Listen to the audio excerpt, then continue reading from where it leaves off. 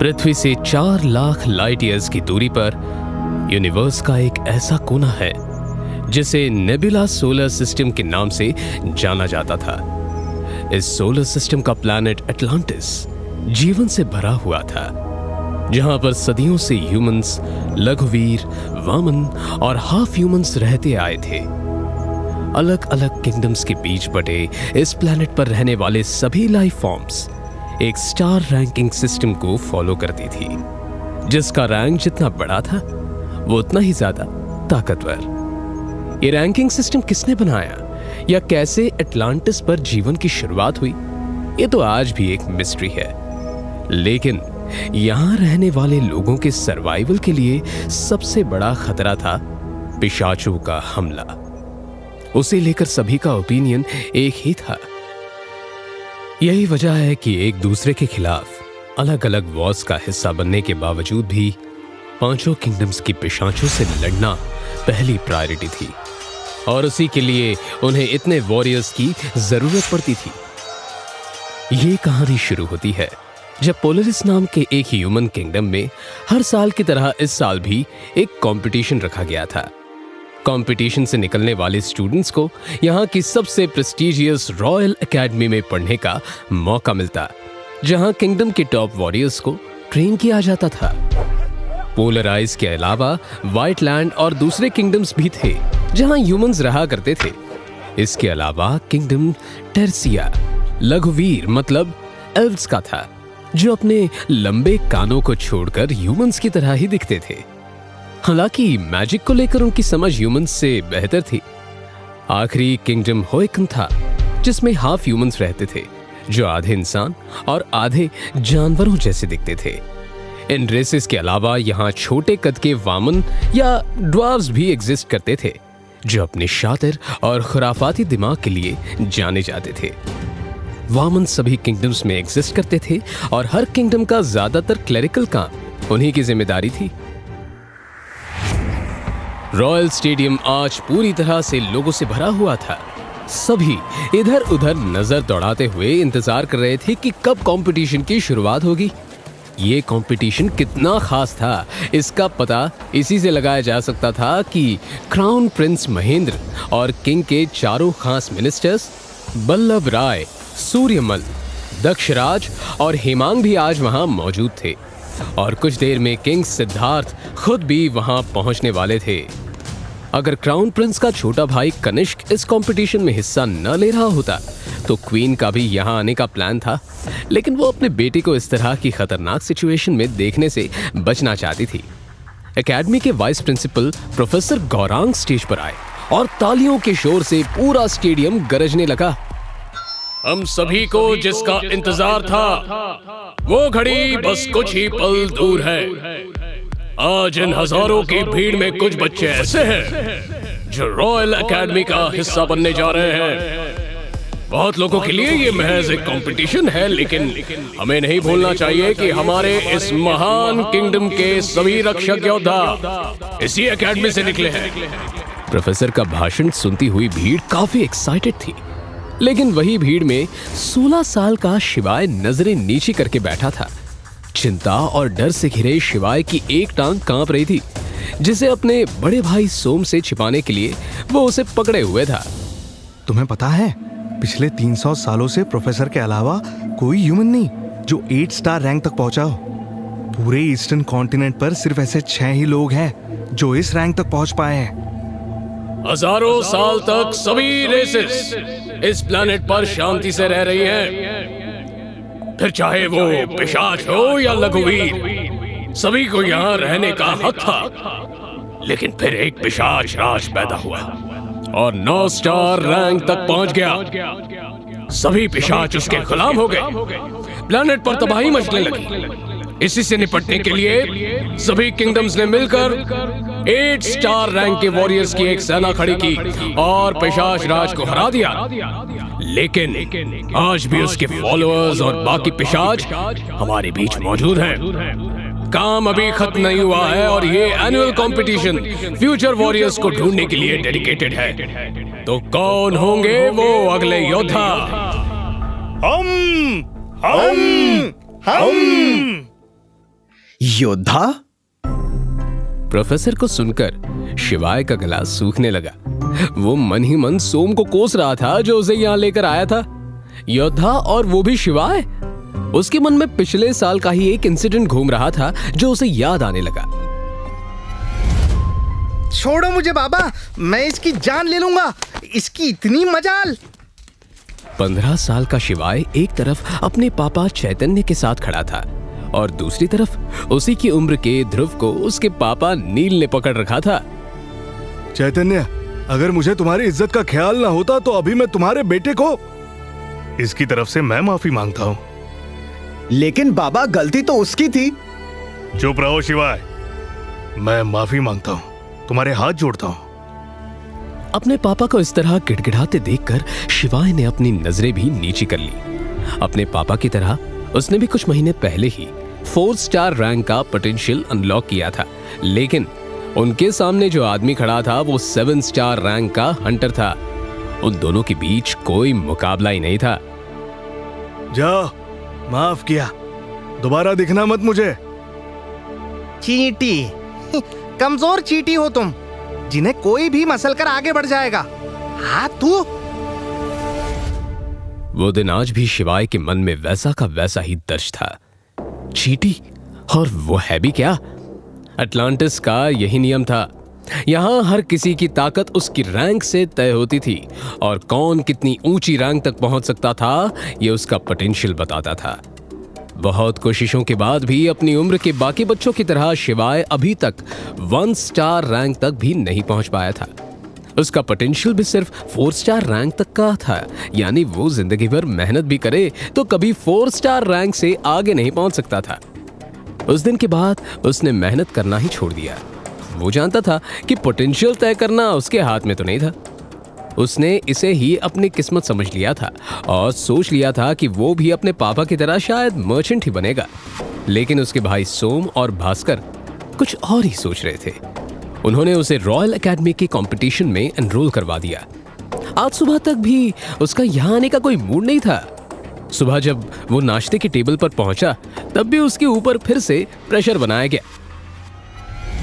आज के दिन तो ना कर आते, क्या कंपटीशन में नहीं जाना है? मैं नहीं जाऊंगा, तुम जानते हो ना वहां पर कुछ भी हो सकता है। तुम इतना डरते क्यों हो? डर नहीं, ये बस इसका आलस है। मैंने कभी इसे पसीना बहाते हुए नहीं देखा। शिवाय ने गुस्से से सोम की तरफ देखा। सोम जो इस समय 3 स्टार रैंक का योद्धा था और दोनों का बड़ा भाई भास्कर जो 6 स्टार रैंक पोटेंशियल अनलॉक कर चुका था, दोनों ही कभी रॉयल एकेडमी के कंपटीशन में नहीं गए। दोनों ने अपने लिए आसान रास्ता चुना और एक नॉर्मल एकेडमी में पढ़ाई की। लेकिन जब शिवाय की बारी आई तो उसे सताने के लिए वो उसे इस कंपटीशन में भेज रहे थे। लेकिन अब स्टेडियम में पहुंचकर ये सब सोचने का समय नहीं था। शिवाय चाहता था कि वो बस किसी तरह पहले ही राउंड में बाहर हो जाए ताकि उसकी जान को कोई खतरा ना हो। आप लोग सोच रहे होंगे कि आखिर इस बार एकेडमी ने आपके लिए क्या नए-नए चैलेंजेस डिजाइन किए होंगे। जो बच्चे अभी से घबराए हुए हैं उन्हें मैं बता देता हूं कि पिछले साल की तरह इस बार हम पहले राउंड में बच्चों के बीच कोई 1 वर्सेस 1 फाइट नहीं देख रहे हैं। वैसे वॉरियर्स फाइट ना करें तो मजा नहीं आता, लेकिन पिछली बार कई बच्चे चैलेंज के दौरान ही बुरी तरह इंजर्ड हो गए थे। इस बार हम इस तरह का कोई एक्सीडेंट नहीं चाहते, इसलिए चैलेंज भी अलग होगा। स्टेडियम में बैठे बच्चे आपस में खुसफुसाकर बात करने लगे। इस बार क्या होगा? क्या हमें ये लोग अंधेरे जंगल में भेजेंगे? वही जंगल जहाँ पिशाच राज रहा करता था। उनकी बातें सुनकर शिवाय की नर्वसनेस और भी बढ़ गई। अब उसकी पूरी बॉडी कांपने लगी थी। डर के कारण वो बैठे बैठे ही पसीने से तर होने लगा था। इस बार आप लोगों को पिशाचों से भरे एक तहखाने में भेजा जाएगा। तहखाने के अंदर पिशाचों के अलावा कई रिवॉर्ड्स भी हैं जिन्हें आप इकट्ठा कर सकते हैं। तहखाने से निकलने वाले पहले 1000 बच्चे चैलेंज के दूसरे राउंड में पहुंच जाएंगे और आगे की इंफॉर्मेशन इसके बाद आपको मिलेगी। इस बार आपकी सिक्योरिटी के लिए कुछ टीचर्स लगातार आपके ऊपर नजर बनाए रखेंगे और जैसे ही उन्हें लगेगा कि आप किसी परेशानी में हैं, तो वो आपको तहखाने के बाहर टेलीपोर्ट कर देंगे। याद रहे कि एक बार आपको तहखाने के बाहर टेलीपोर्ट कर दिया गया तो आप कंपटीशन से पूरी तरह बाहर हो जाएंगे। ये सुनकर शिवाय की जान में कुछ जान आई। ये तो बहुत अच्छा है, मुझे पहले ही राउंड में छुटकारा मिल जाएगा। मुझे एकेडमी में दाखिल नहीं होना है, मुझे बस अपनी जान बचाकर यहाँ से भागना है। 4 स्टार रैंक पोटेंशियल के साथ अगर मैं योद्धा बन भी गया तो भी सबसे कमजोर योद्धा ही रहूंगा। इससे तो बेहतर है कि जान बचाकर भागा जाए, ताकि बाबा की तरह मैं भी आगे एक मर्चेंट बन जाऊं। सोम ने उसकी तरफ देखा। तुम्हारे मन में जो लड्डू फूट रहे हैं उससे मुझे तुम पर शक होता है। भागने की सोच रहे हो क्या? शिवाय ने कोई जवाब नहीं दिया। प्रोफेसर की स्पीच के बाद अभी कंपटीशन शुरू होने में कुछ वक्त था। सब लोग किंग सिद्धार्थ का वेट कर रहे थे और इसी बीच बच्चों को अपना रजिस्ट्रेशन करवाना था।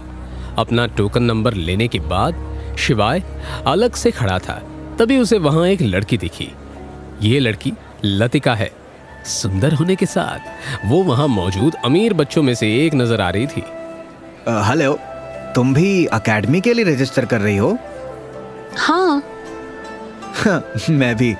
अंदर पिशाचों से निपटने के लिए बहुत से लोग टीम्स बना लेते हैं। तुम यहाँ किसी को जानती हो? इससे पहले कि लतिका कुछ कहती, एक आदमी वहां आया जिसके हाथ में लतिका का टोकन नंबर था। ये लीजिए मैम। लतिका वहां से जाने लगी, तभी शिवाय उसे आवाज लगाते हुए आगे बढ़ा। अरे सुनो। इससे पहले कि वो आगे बढ़ पाता, उस आदमी ने उसे रोक लिया। कहाँ जाने की जल्दी है? तुमसे मतलब हम लोग अभी कुछ बात कर रहे थे। उस आदमी ने शिवाय को ऊपर से नीचे तक देखा और फिर हंसने लगा। तुम्हें पता भी है वो कौन है? मिनिस्टर बल्लभ राय की बेटी है। वो तुम्हारे जैसों से बात नहीं करती। शिवाय उसे इग्नोर करते हुए वहां से लतिका की तरफ भागने लगा और उसके सामने आकर रुक गया। अरे तुम तो ऐसे ही चली आई। तुम मुझे परेशान क्यों कर रहे हो? मैं तो बस टीम वर्क। इससे पहले कि शिवाय अपनी बात पूरी कर पाता, लतिका ने पीछे मुड़कर देखा। उसने एक बार अपने हाथ से इशारा किया तो वो आदमी भागा भागा वहां आ गया। चलो चलो, पता नहीं कहां से आ जाते हैं। क्या कहा? उस आदमी ने शिवाय को पीछे की तरफ धक्का दिया। इससे पहले कि शिवाय उसे मारने के लिए आगे बढ़े, उसने शिवाय को एक इलेक्ट्रिक स्टिक से शॉक दे दिया। शिवाय वहीं धड़ाम से गिर गया। अपने हद में रहना सीखो। तुम अब रॉयल से मुकाबला करने चले हो क्या? शिवाय अभी वापस खड़ा हुआ ही था कि फर्स्ट राउंड शुरू होने का हॉर्न बज गया। सभी बच्चे एक जगह इकट्ठा होने लगे। किंग सिद्धार्थ ने रॉयल फ्लैग को एक बार लहराया और सभी बच्चों को तहखाने में टेलीपोर्ट कर दिया। टेक 1। तहखाने में पहुंचकर शिवाय के साथ क्या हुआ? क्या वो अपनी जान बचाकर भाग पाया या उसके भाग्य में कुछ और ही लिखा था? जानने के लिए सुने योद्धा का अगला एपिसोड, सिर्फ और सिर्फ कुकू FM पर।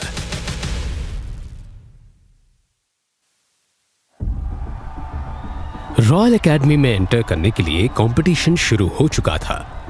हजारों बच्चों को एक साथ तहखाने में जब टेलीपोर्ट किया गया तो शिवाय को चक्कर आने लगे और तहखाने के अंदर पहुंचते ही वो नीचे गिर गया। क्या मुसीबत है!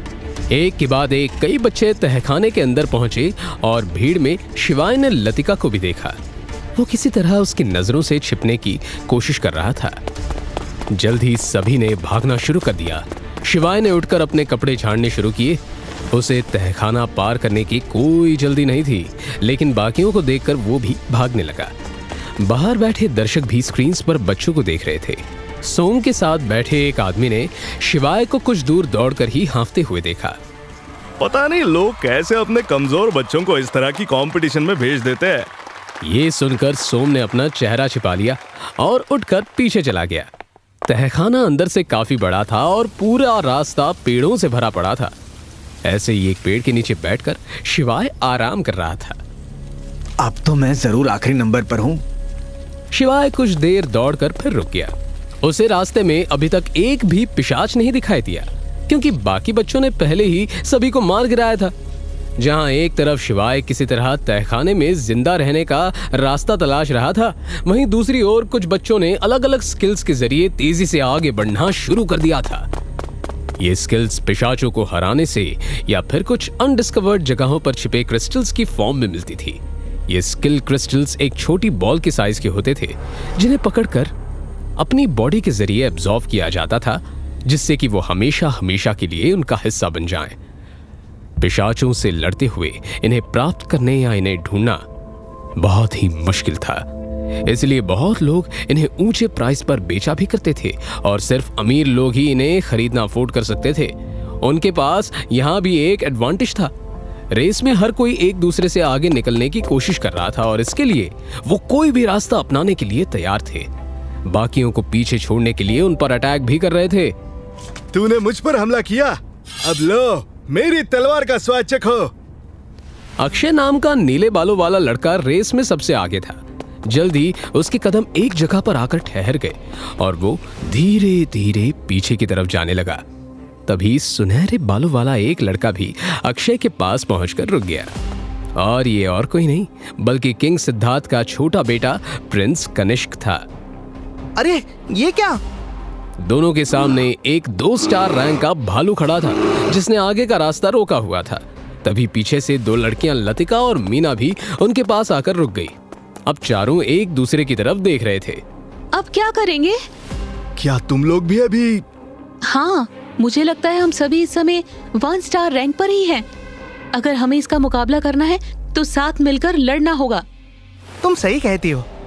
वैसे मेरा नाम मीना है और ये मेरी दोस्त लतिका। ओह, मैं कनिष्क हूँ। ये क्या इंट्रोडक्शन का समय है?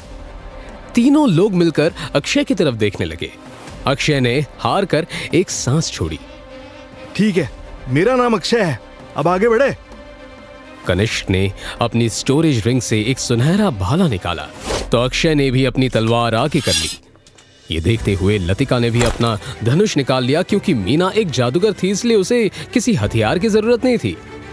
ये दुनिया इसी तरह से वॉरियर्स और मैजिशियंस के बीच में बटी हुई थी, जहां ह्यूमंस को हथियारों की जरूरत पड़ती थी और उन्हें इस्तेमाल करने के लिए स्किल क्रिस्टल्स को अब्सॉर्ब करने की स्किल्स प्राप्त करनी पड़ती थी।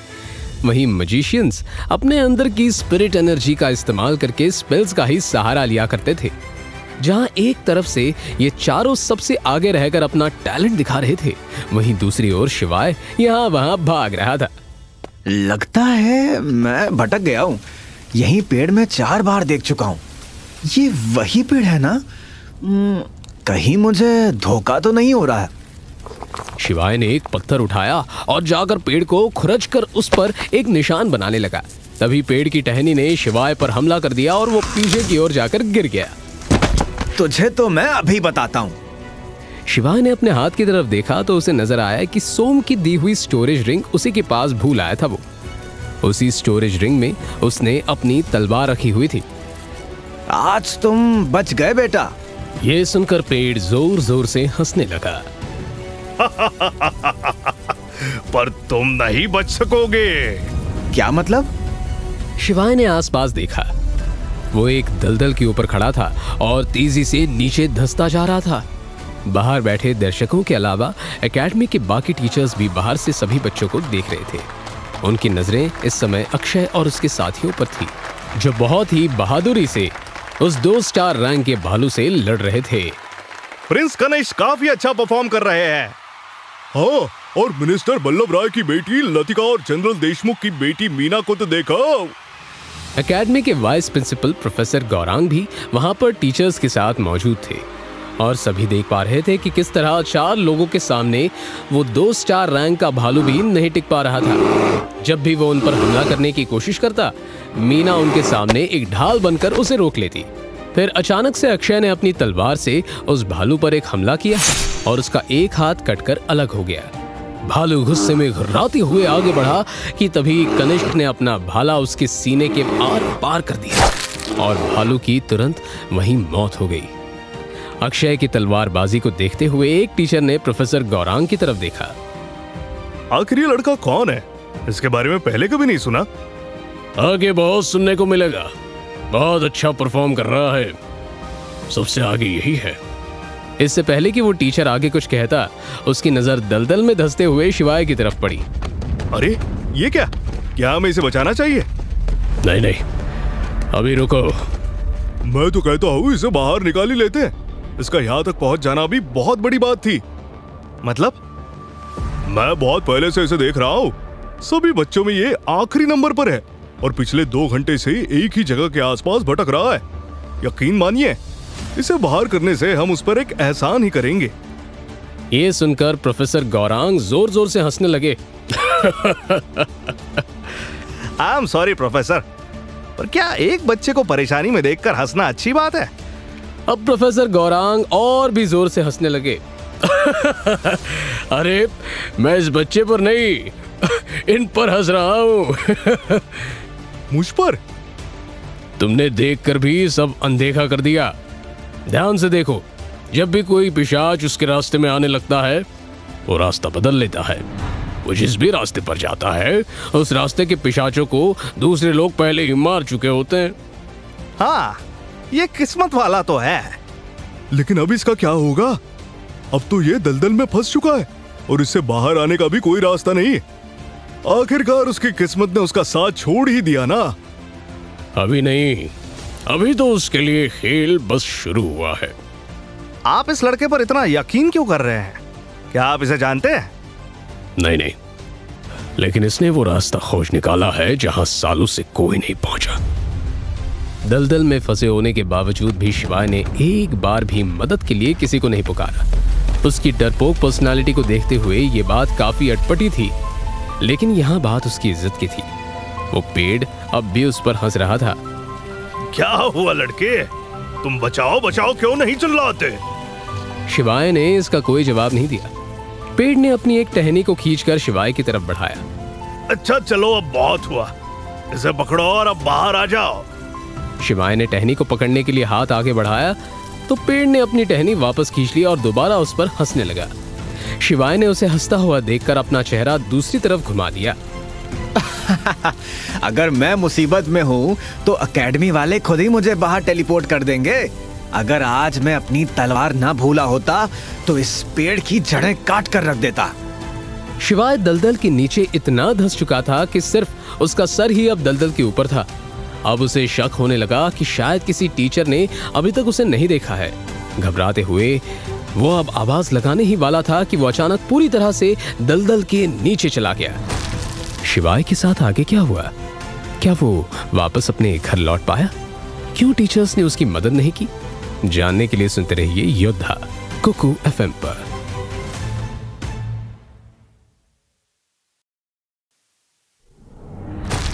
दलदल में पूरी तरह धंसने के बाद भी तहखाने में शिवाय का सफर खत्म नहीं हुआ।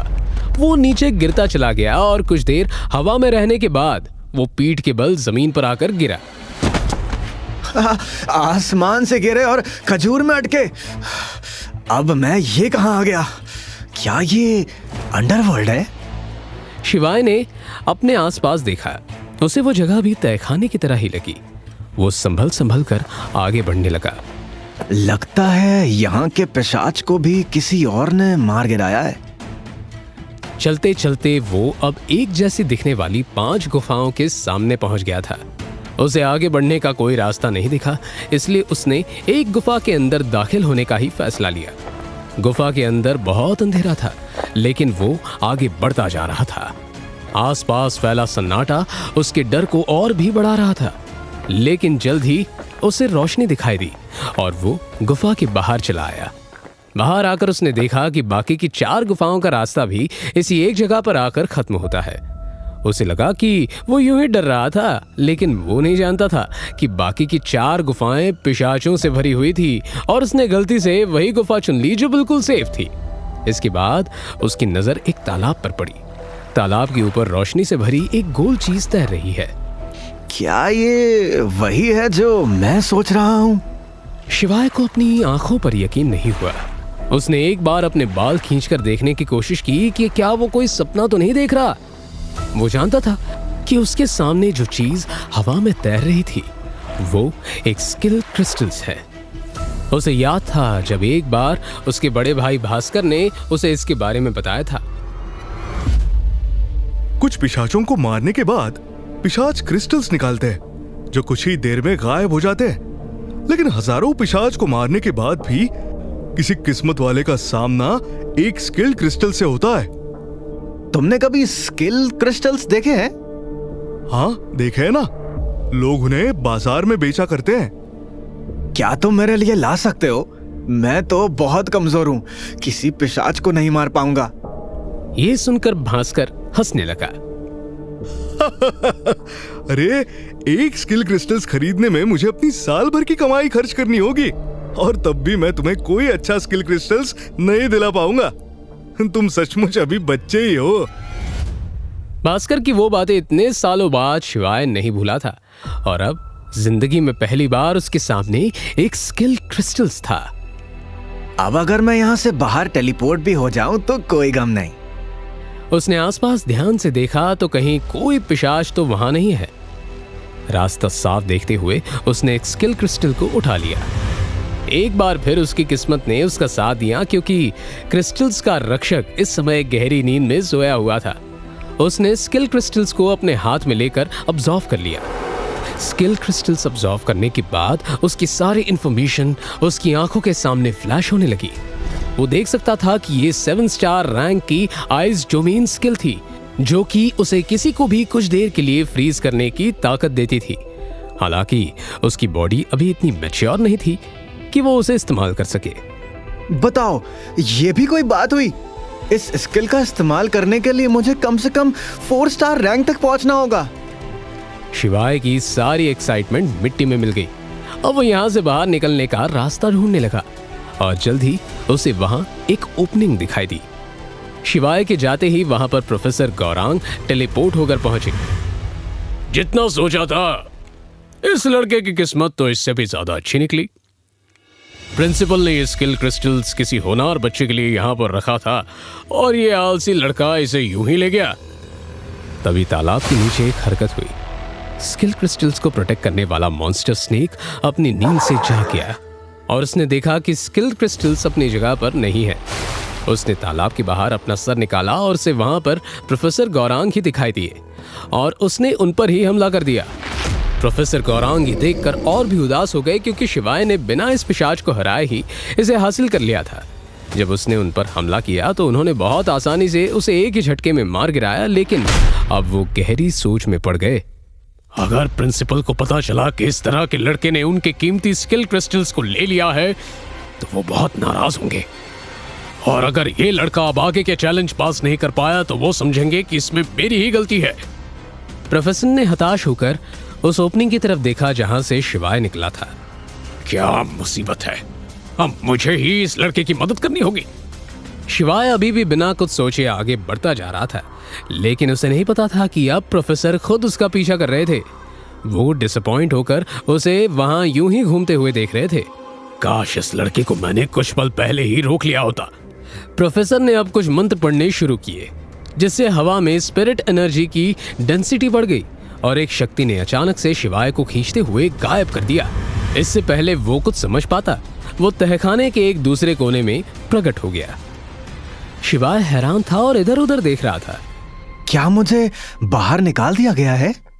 इससे पहले कि शिवाय कुछ और सोच पाता, उसने किसी के आने की आवाज सुनी। उसने देखा कि उसके पीछे से अक्षय भागता हुआ उसके पास आ रहा था। ये देखकर शिवाय जितना हैरान था, उससे ज्यादा हैरान अक्षय था। उसे याद है कि उसने शिवाय को तहखाने में दाखिल होते हुए देखा था, और उसके बाद से सबसे आगे वही था। अक्षय के पीछे से कनिष्क, लतिका और मीना भी भागते हुए आ रहे थे।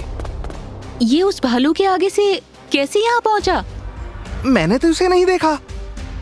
किसी के पास भी सोचने का वक्त नहीं था, और वो सभी भागते हुए उसे पार कर गए।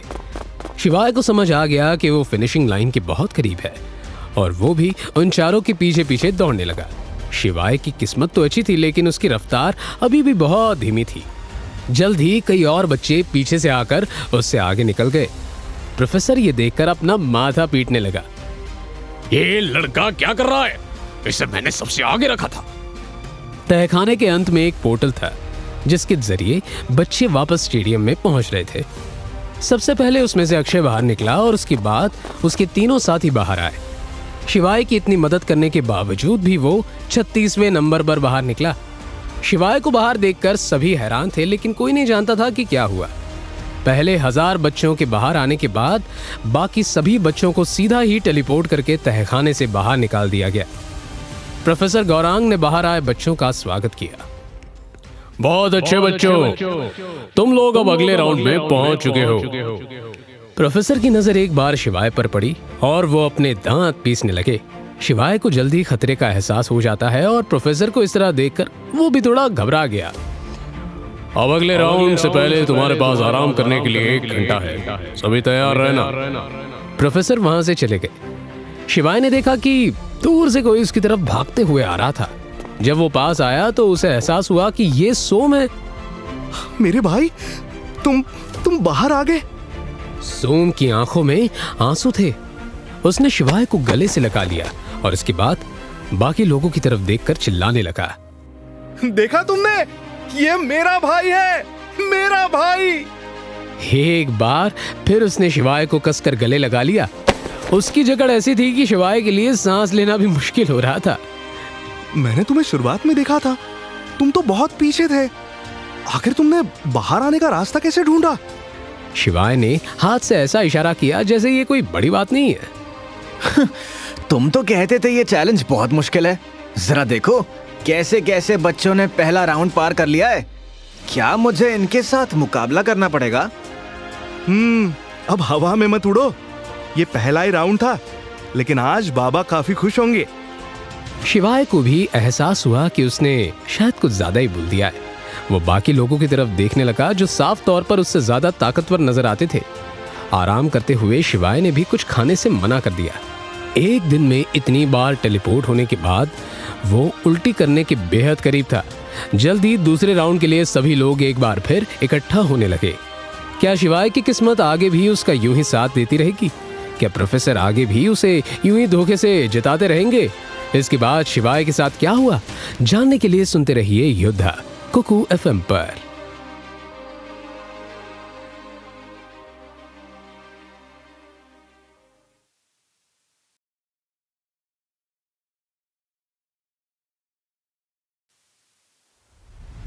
पहले राउंड के बाद 1 घंटा जल्दी गुजर गया और पहला राउंड पार करने वाले 1000 बच्चे एक बार फिर स्टेडियम में एक साथ इकट्ठा हो गए। प्रोफेसर गौरांग अपनी कुर्सी से उठे और बच्चों के सामने हवा में तैरने लगे। अगला राउंड बहुत ही सरल है बच्चों। सरल शब्द सुनते ही सब बच्चे एक दूसरे की तरफ देखने लगे। वो जानते थे कि तहखाने के बाद ये राउंड इतना आसान नहीं होगा। अगले राउंड के लिए तुम सभी को बस अगले 3 घंटे तक अपनी जगह पर खड़े रहना है। तुम चाहो तो किसी स्किल का इस्तेमाल भी कर सकते हो। 3 घंटे बाद भी जो लोग खड़े रहेंगे वो अगले राउंड में प्रवेश कर जाएंगे। प्रोफेसर ने हाथों को हवा में लहराया और एक रेत की घड़ी सबके सामने आ गई। इसके तुरंत बाद ही बच्चों को अपने कंधे पर एक ऐसा बोझ महसूस हुआ कि 20 बच्चे तो अचानक ही वहां गिर पड़े और कंपटीशन से बाहर हो गए। जैसे जैसे वक्त गुजरता रहा, एक एक करके बच्चे गिरने लगे।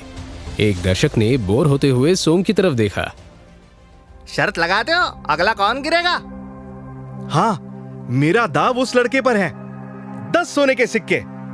सोम ने शिवाय की तरफ इशारा किया। वो दर्शक हैरान था क्योंकि शिवाय को देखकर ऐसा लगता ही नहीं था कि उसके कंधों पर कोई बोझ भी है। हाँ, तुम मजाक तो नहीं कर रहे? मेरा भाई है, तुम छींक भी दोगे तो भी गिर जाएगा। आमतौर पर सोम की बात सही साबित होती थी, लेकिन आज का दिन शिवाय का था। उसे कोई बोझ महसूस नहीं हो रहा था और इस बात को लेकर वो भी हैरान था। उसने अपने आसपास के बच्चों की तरफ देखा और फिर उसकी नजर प्रोफेसर पर पड़ी जो उसी की तरफ देख रहे थे। उसे शक होने लगा। क्या प्रोफेसर मेरी मदद कर रहे हैं? प्रोफेसर गौरांग ने जल्दी अपनी नजरें वहां से हटा ली और मन ही मन शिवाय को कोसने लगे। ये लड़का भी ना, इसे मुस्कुराने की क्या जरूरत? क्या कुछ देर थोड़ा नाटक नहीं कर सकता? जैसे जैसे वक्त गुजरता गया, शिवाय का शक यकीन में बदल गया।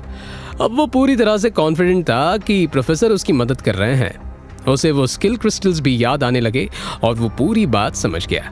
यूं ही 2 घंटे बीत गए और लगभग आधे बच्चे नीचे गिर चुके थे। कनिष्क और लतिका को कुछ मुश्किल आने लगी थी, जबकि मीना ने अपने जादू की मदद से बोझ को कम किया हुआ था। इस बीच उनकी नजर शिवाय पर गई जो अब अंगड़ाई ले रहा था। प्रोफेसर को भी डर लगने लगा था कि कहीं उनका राज सबके सामने ना आ जाए। शिवाय को देखते हुए प्रोफेसर के मन में तो एक बार को ख्याल आया कि उसके ऊपर बाकियों से दुगना भार डाला जाए, लेकिन किसी तरह उन्होंने खुद को शांत किया। दर्शकों के बीच बैठा सोम भी ये सब देख रहा था। उसे 10 सिक्के जाने का दुख तो था, लेकिन वो अब सचमुच शिवाय के लिए बहुत खुश था। दूसरा राउंड खत्म हुआ और अक्षय समेत सभी बच्चे थकान के कारण वहीं गिर गए, लेकिन मीना और शिवाय अब भी वहीं खड़े थे। मुबारक हो बच्चों, 1000 में से 201 बच्चे ऐसे हैं जिन्होंने दूसरा राउंड भी पार कर लिया। आप सभी की मेहनत को सलाम। सभी दर्शक तालियां बजाने लगे। शिवाय ने देखा कि प्रोफेसर उसे ही घूर रहे हैं और उनकी आंखों में उन्हें आग नजर आ रही थी। दर्शकों की तालियां रुकने के बाद वो फिर बोले, क्योंकि अब बहुत देर हो चुकी है, इसलिए अब आखिरी राउंड कल सुबह होगा। धीरे धीरे सभी लोग वापस लौटने लगे। शिवाय भी बहुत गर्व के साथ वापस जा रहा था, हालांकि उसे मालूम था कि वो अपनी मेहनत से यहाँ नहीं पहुंचा है। अगली सुबह एक बार फिर बचे हुए लोगों को देखने के लिए भीड़ लौटी। आप सभी का एक बार फिर स्वागत है। जैसा कि आप जानते हैं कि हर साल हम 100 बच्चों को एकेडमी में लेते हैं, क्योंकि इस बार हमारे पास 201 बच गए हैं, इसलिए 101 बच्चे इस राउंड में आगे निकलेंगे। हमने तय किया है कि इस बार इस राउंड का फैसला एक बार फिर एक युद्ध से किया जाएगा। सभी बच्चों को अपने ओपोनेंट को हराना है। सभी बच्चे एक दूसरे की तरफ देखने लगे क्योंकि उनकी संख्या 201 थी। मुझे पता है कि आप लोग क्या सोच रहे हैं, क्योंकि इस बार हमारे पास 201 बच्चे हैं, इसलिए हमने तय किया है कि किसी एक बच्चे को हम रैंडमली सिलेक्ट करेंगे। सभी बच्चों के टोकन नंबर पर्चियों पर लिखकर एक टोकरी में डाले गए हैं और जिसका भी टोकन नंबर बाहर आएगा उसे सीधे तौर पर एकेडमी में प्रवेश मिल जाएगा। ये सुनकर शिवाय के चेहरे पर एक तिरछी मुस्कुराहट आ गई। उसे पूरा यकीन था कि हर हाल में वाइस प्रिंसिपल गौरांग उसी का टोकन नंबर चुनेंगे। वहीं दूसरी तरफ प्रोफेसर भी मुस्कुरा रहे थे क्योंकि उन्होंने कल की सारी घटना प्रिंसिपल को बताई थी, जिन्होंने ये तय किया था कि अब शिवाय की कोई मदद नहीं की जाएगी। वो नहीं चाहते थे कि इस तरह से छल के साथ कोई बच्चा उनके एकेडमी में दाखिल हो। सभी तैयारियों के बाद दर्शकों में से एक बूढ़ी औरत को वो नंबर चुनने के लिए बुलाया गया। उस औरत ने एक पर्ची निकालकर वाइस प्रिंसिपल को पकड़ा दी, लेकिन अचानक कहीं से वहां एक पक्षी आ गया और वो पर्ची लेकर उड़ गया। अचानक से माहौल में तनाव बढ़ गया। वाइस प्रिंसिपल गौरांग सिचुएशन संभालने के लिए मुस्कुरा रहे थे। अब कोई बात नहीं, ये तो रैंडम सिलेक्शन है, दोबारा कोशिश करते हैं। अब शिवाय की सांसें अटक गई थी। उसे लगा कि अब पर्ची कोई भी निकाले, उसके नंबर वाली पर्ची तो वो पंछी ले उड़ा है। उसने नजरें घुमाई तो देखा बाकी सभी पार्टिसिपेंट्स उससे ताकतवर नजर आ रहे थे। 1 वर्सेस 1 फाइट में उसका हारना तय था और 2 राउंड पार करने के बाद वो हजारों की भीड़ के सामने मैदान छोड़कर भाग भी नहीं सकता था। वो अपनी किस्मत को कोसने लगा। तभी उस औरत ने एक बार फिर पर्ची निकालकर प्रोफेसर गौरांग के हाथों में दे दी। टोकन नंबर 1055, आगे आओ। सभी लोग इधर उधर देखने लगे और फिर अचानक शिवाय सबसे आगे आकर खड़ा हो गया। प्रोफेसर गौरांग और शिवाय दोनों ने ही एक दूसरे की तरफ देखा। यह बता पाना मुश्किल था कि दोनों में से सबसे ज्यादा हैरान कौन था। हाँ, ये लड़का जाने कब ये मेरा पीछा छोड़ेगा। एक बार तो बच्चों को भी लगने लगा कि शिवाय जरूर चीटिंग कर रहा है, क्योंकि यहाँ रॉयल एकेडमी जैसे बड़े संस्थान की बात हो रही थी, इसलिए उनके हिसाब से इस बात की कोई गुंजाइश नहीं थी। शिवाय को अलग करके टीचर्स के साथ ही बैठा दिया गया था, जहां से वो पूरे मुकाबले का मजा उठा सके। साथ ही अक्षय, कनिष्क, लतिका और मीना को भी एकेडमी ने एक दूसरे के खिलाफ नहीं उतारा, क्योंकि वो चारों को ही एकेडमी में देखना चाहते थे। इसके बाद बाकी सभी लोगों ने एक दूसरे के खिलाफ अपनी पोजीशंस ले ली और मुकाबला शुरू हो गया। सब कुछ सही चल रहा था कि तभी टीचर्स के टेबल से कुछ आवाज आती हुई सुनाई दी। अरे बेवकूफ, बचो बचो, इतना धीरे चलोगे तो कैसे जीतोगे? प्रोफेसर दूर से ये सब देख रहे थे, लेकिन इसे इग्नोर करने के अलावा उनके पास कोई दूसरा ऑप्शन नहीं था। पीछे देखो, पीछे, ये क्या कर रहा है? शिवाय का बड़बड़ाना जारी रहा। जल्द ही बाकी टीचर्स भी उसे अपने टेबल पर देखकर शर्मिंदा होने लगे, क्योंकि प्रोफेसर ने खुद उसे वहां बिठाया था, इसलिए वो लोग कुछ नहीं कर सके। दूसरी तरफ जो बच्चे ग्राउंड में थे वो भी अपना मुकाबला खत्म होने के बाद शिवाय को पीटना चाहते थे, वो उन सभी की पेशेंस को चैलेंज कर रहा था। नहीं नहीं नहीं, ये लोग कभी नहीं सीखेंगे। अब तो दर्शकों के बीच बैठे सोम ने भी शर्मिंदा होकर अपना चेहरा छिपा लिया। शिवाय ने हद तो पार कर ही दी थी जब जोश में उसने टेबल पर रखे ग्लास में से एक घूंट सारा शरबत पी डाला। ये ग्लास एक टीचर का था। ये क्या बेहुदा मजाक है? ऐसा लगता है जैसे ये टीचर हो और हम उसके नौकर। अक्षय, लतिका, मीना और कनिष्क ने भी अपने अपने मुकाबले जीत लिए थे और आखिरकार जब सभी मुकाबले खत्म हो गए तो टीचर्स ने राहत की सांस ली। 100 स्टूडेंट्स का सिलेक्शन हो चुका था और शिवाय का नंबर था 101। इसके बाद सभी को अपने परिवार से मिलने के लिए 1 घंटे का समय दिया गया। शिवाय दर्शकों के बीच सोम को ढूंढने लगा। सोम, सोम। सोम ने भी अभी अपना चेहरा छिपाया हुआ था। शिवाय दौड़ते हुए उसके पास पहुंचा। क्या हुआ? तुमने अपना चेहरा क्यों ढका हुआ है? क्या तुम्हें कोई पुराना दुश्मन मिल गया? सोम सिर्फ अपने दांत पीसता हुआ ही रह गया। अंत में उसने शिवाय को एक स्टोरेज रिंग दी जिसमें कुछ क्रिस्टल्स और जरूरत का बाकी सामान था। 1 घंटा खत्म होने के बाद स्टेडियम के बीचों बीच हवा में लहराती हुई एक शिप दाखिल हुई। सभी बच्चे उसमें बैठे और एकेडमी की तरफ रवाना हो गए। अभी तक तो शिवाय की किस्मत उसका साथ देती चली आ रही थी, लेकिन एकेडमी पहुंचकर जब उसके असल पोटेंशियल का खुलासा सभी के सामने हुआ तो फिर उसकी जिंदगी में क्या बदलाव आए? क्या शिवाय एकेडमी में टिक पाएगा? उसे देखकर उसके टीचर्स का रिएक्शन क्या होगा? जानने के लिए सुनते रहिए योद्धा कुकू FM पर।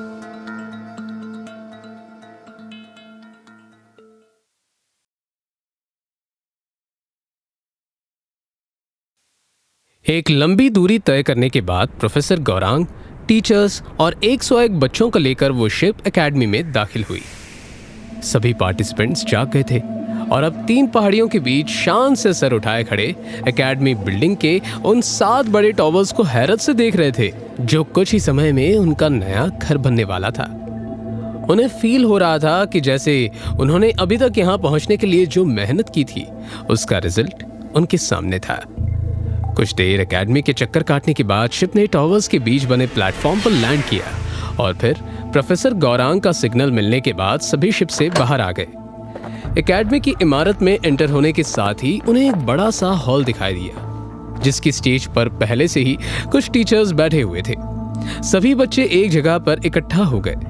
अक्षय, लतिका, कनिष्क और मीना की कंपटीशन के दौरान अच्छी दोस्ती हो गई थी जिस वजह से वो लोग एक साथ खड़े थे। लेकिन स्टेज पर एक ऐसी चीज भी थी जिसे देखकर सभी पार्टिसिपेंट्स हैरान रह गए थे। वो एक बड़ा सा चमकदार क्रिस्टल था जो हवा में तैर रहा था। स्टेज पर चढ़ने के साथ ही प्रोफेसर गौरांग ने बच्चों की तरफ देखा। ये जो हवा में तैरता हुआ खूबसूरत सा क्रिस्टल तुम देख रहे हो ना, इसे एक लघुवीर ने बनाया था। लघुवीर बड़े ही मिस्टीरियस क्रीचर्स होते हैं और स्पिरिट एनर्जी को सभी रेसेस से बेहतर मैनिपुलेट करना जानते हैं। वो प्रिंसिपल का एक पुराना साथी था और इसी कारण से उसने ये तोहफे के रूप में हमें दिया है। जानते हो इसकी खासियत क्या है? इसे छूते ही तुम लोग इस प्लैनेट की कोर से एक कनेक्शन एस्टैब्लिश करोगे और ये तुम्हें तुम्हारी काबिलियत और स्टैट्स जानने का मौका देगा। इन स्टैट्स से तुम अपनी स्पिरिट एनर्जी की करंट कैपेसिटी, तुम्हारा पोटेंशियल, तुम्हारी करंट रैंक, लक और स्पेशल स्किल्स देखोगे जिससे तुम अपनी कमजोरियों पर वर्क कर पाओगे। प्रोफेसर गौरांग को सुनकर सभी पार्टिसिपेंट्स मन ही मन एक्साइट होने लगे थे। हर कोई अब जल्द से जल्द उस क्रिस्टल को छूकर देखना चाहता था, मगर शिवाय के चेहरे पर हवाइयां उड़ने लगी थी। उसे पता था एक न एक दिन उसका भेद खुलना है ही, लेकिन इतनी जल्दी? लतिका, स्टेज पर आओ।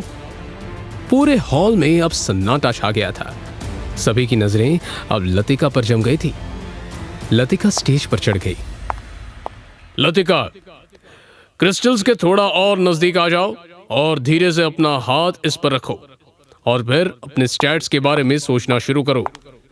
लतिका ने अपना हाथ आगे बढ़ाया, लेकिन फिर वो अचानक रुक गई। उसके मन में शायद एक सवाल उठ रहा था जिसे प्रोफेसर गौरांग ने पहचान लिया था। मैं जानता हूं लतिका कि वो कौन सी चीज है जो तुम्हें इस क्रिस्टल को छूने से रोक रही है। तुम्हें डर है कि क्रिस्टल के जरिए तुम्हारे स्टैट्स सभी को पता लग जाएंगे। ये क्रिस्टल्स तुम्हें जो भी बताएगा ये बात तुम्हारे और इसी के बीच रहेगी। मुझे सिर्फ ये तुम्हारी पोटेंशियल रैंक की जानकारी भर ही देगा। शिवाय के लिए ये बुरी खबर थी। वो अभी से शर्मिंदा महसूस करते हुए भीड़ में पीछे की तरफ सरकने लगा। लतिका ने अब मन ही मन राहत की सांस ली थी। लतिका ने अब बिना किसी डर के अपना हाथ उस क्रिस्टल पर रख दिया और अपने स्टैट्स के बारे में सोचने लगी। लतिका को अब अंदर से कुछ महसूस होने लगा। उसे ऐसा लगने लगा जैसे उसके चारों ओर अंधेरा छाने लगा है। फिर एक तेज रोशनी वहां पैदा हुई और लतिका की आंखें बंद हो गई। लेकिन यह सिर्फ कुछ सेकंड्स के लिए ही हुआ था। लतिका की आंखें फिर से खुल गई, लेकिन उसे सामने कोई नहीं दिखाई दिया। ना वो हॉल, ना उसके दोस्त, ना प्रोफेसर गौरांग और ना ही वो क्रिस्टल। वो एक खाली स्पेस में खड़ी हुई थी। उसके सामने कुछ फिगर्स ब्लिंक हो रहे थे। उसके होठों पर एक मुस्कान उभर आई। उसने देखा, rank 1 star, spirit energy 1 star, potential 7 star, luck 2 star, strength 1 star. फिर अचानक वो सभी फिगर्स गायब हो गए और लतिका ने खुद को पहले की तरह उसी स्टेज पर पाया। उसका हाथ अभी भी उस क्रिस्टल पर रखा हुआ था, लेकिन क्रिस्टल का रंग अब बदल चुका था। वहां ऑरेंज कलर का एक फॉग नजर आ रहा था जिसे प्रोफेसर गौरांग बहुत ही गौर से देख रहे थे। पोटेंशियल 7 स्टार रैंक, बहुत खूब। प्रोफेसर की ये बुदबुदाहट शायद कुछ पार्टिसिपेंट्स ने सुन ली थी। अब लतिका को लेकर आपस में वो विस्पर करने लगे थे। क्या बात है? वहां मौजूद 80% बच्चों का पोटेंशियल 6 स्टार और 5 स्टार रैंक का था। ऐसे में लतिका की 7 स्टार रैंक को देखते हुए उनके मन में उसकी इज्जत बढ़ गई थी। एक एक करके सभी पार्टिसिपेंट्स अपने स्टैट्स देखने लगे और सभी के रैंक, पोटेंशियल और स्ट्रेंथ बहुत अच्छे थे। प्रोफेसर गौरांग के साथ साथ स्टेज पर सभी बैठे हुए टीचर्स बहुत सेटिस्फाइड दिख रहे थे। इसके बाद जल्द ही कनिष्क का नंबर आया।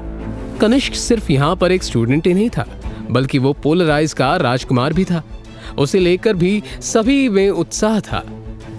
उसके क्रिस्टल को छूते ही लाल रोशनी निकलने लगी। Potential 8 star rank. 8 star rank सिर्फ 300 साल में एक बार ही सामने आती है। क्राउन प्रिंस का पोटेंशियल भी सिर्फ 7 स्टार रैंक तक है, लेकिन उनका भाई उनसे आगे निकल गया। इसके बाद मीना को बुलाया गया, जिसका पोटेंशियल 7 स्टार रैंक सामने आया। फिर अक्षय की बारी आई थी, जो लगभग हर एक चैलेंज में सभी से बेहतर नजर आता था। उसके स्टेज पर चढ़ने से पहले ही लोग फुसफुसाकर उसके बारे में बातें करने लगे। अक्षय अपने स्टैट्स को लेकर काफी कॉन्फिडेंट नजर आ रहा था और क्रिस्टल को छूते ही ये बात साफ हो गई। उसने जल्दी से प्रोफेसर का चेहरा देखा, जो हैरानी से भरा हुआ था। पोटेंशियल 9 स्टार रैंक, कैसे? भीड़ की खुसफुसाहट अब कौतूहल में बदल चुकी थी। सबकी सांसें तेज हो गई थी। टीचर भी इस बार खुद को रोक नहीं पाए। वो हैरान थे, ये कैसे हो सकता है? 9 स्टार रैंक? क्या मैंने सही सुना? 5 सदियों में पहली बार। लेकिन सिर्फ इतना ही नहीं, अक्षय के स्टैट्स में कुछ और चीजें भी थी जो कोई भी नहीं देख सकता था।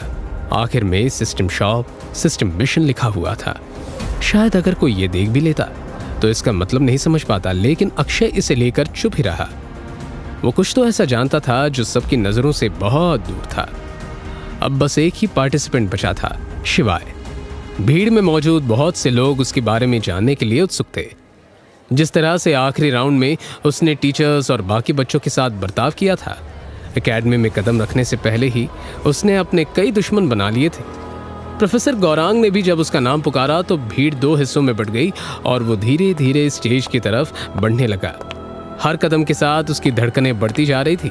उसे लगने लगा कि शायद वो स्टेज पर पहुंचने से पहले ही बेहोश हो जाएगा। सभी की नजरें उस पर जमी हुई थी। स्टेज पर चढ़ने के बाद शिवाय क्रिस्टल के करीब आकर खड़ा हो गया और बस उसी को देखने लगा। तभी उसे प्रोफेसर गौरांग की आवाज सुनाई दी। सोच क्या रहे हो शिवाय? अपना हाथ आगे बढ़ाओ और क्रिस्टल पर रख दो। लेकिन न जाने क्यों शिवाय की हिम्मत ऐसा करने की नहीं हो रही थी। उसके अंदर एक डर था जो बार बार उसे ऐसा करने से रोक रहा था। उसने क्रिस्टल की ओर अपना हाथ बढ़ा दिया, लेकिन अचानक उसे एक झटका लगा। उसने अपना हाथ फौरन खींच लिया। ये देखकर सभी थोड़ा हैरान हो उठे थे। स्टेज पर बैठे टीचर्स एक दूसरे की ओर सवालिया नजरों से देखने लगे थे। किसी को समझ में नहीं आया कि आखिर शिवाय को ऐसा झटका क्यों लगा। क्या क्रिस्टल ने उसे ये झटका दिया था? तभी प्रोफेसर गौरांग शिवाय की ओर बढ़े और उसके कंधे पर उन्होंने अपना हाथ रख दिया। शिवाय ने एक बार फिर से अपना हाथ आगे बढ़ाया और क्रिस्टल पर रख दिया। ऐसा करते ही एक तेज रोशनी निकली और चारों ओर फैल गई। शिवाय की आंखें बंद हो गई, लेकिन फिर कुछ सेकंड बाद उसने अपनी आंखें खोली। शिवाय जोर से चीखना चाहता था, लेकिन उसकी वजह उसकी रैंक या पोटेंशियल नहीं था, कोई शक्ति थी जो संतुलन में नहीं थी। तभी एक रोशनी ने उसके स्टैट्स उसके सामने रखे। Potential 4 star rank. क्या? और ये मुझ पर चिल्ला रहा था। शिवाय के सभी साथी पार्टिसिपेंट्स भी अब थोड़े गुस्से भरी नजरों से उसे देख रहे थे। ये कैसे हो सकता है? क्या क्रिस्टल से कोई गलती हुई है? शांति, सब लोग चुप हो जाइए। शिवाय ने अपनी आंखें खोली और वो चुपचाप जाकर भीड़ का हिस्सा बन गया। शिवाय को अपना पोटेंशियल पहले से ही पता था, लेकिन उसकी चुप्पी का कारण सिर्फ शर्मिंदगी नहीं थी। उसने कुछ ऐसा देखा था जो उसे समझ नहीं आया, जिसने उसे परेशान कर दिया था। एक साथ कई सवाल उसके मन में घूम रहे थे। आखिर क्रिस्टल ने शिवाय को क्या दिखाया था? उसके पोटेंशियल से पर्दा उठने के बाद एकेडमी में उसके साथ क्या हुआ? जानने के लिए सुनते रहिए योद्धा कुकू एफएम पर।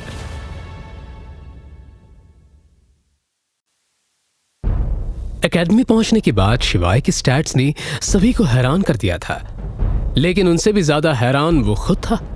किसी वजह से पहले तो क्रिस्टल ने उसे झटका दिया, और जब उसके स्टैट्स उसके सामने आए तो वो कुछ इस तरह थे।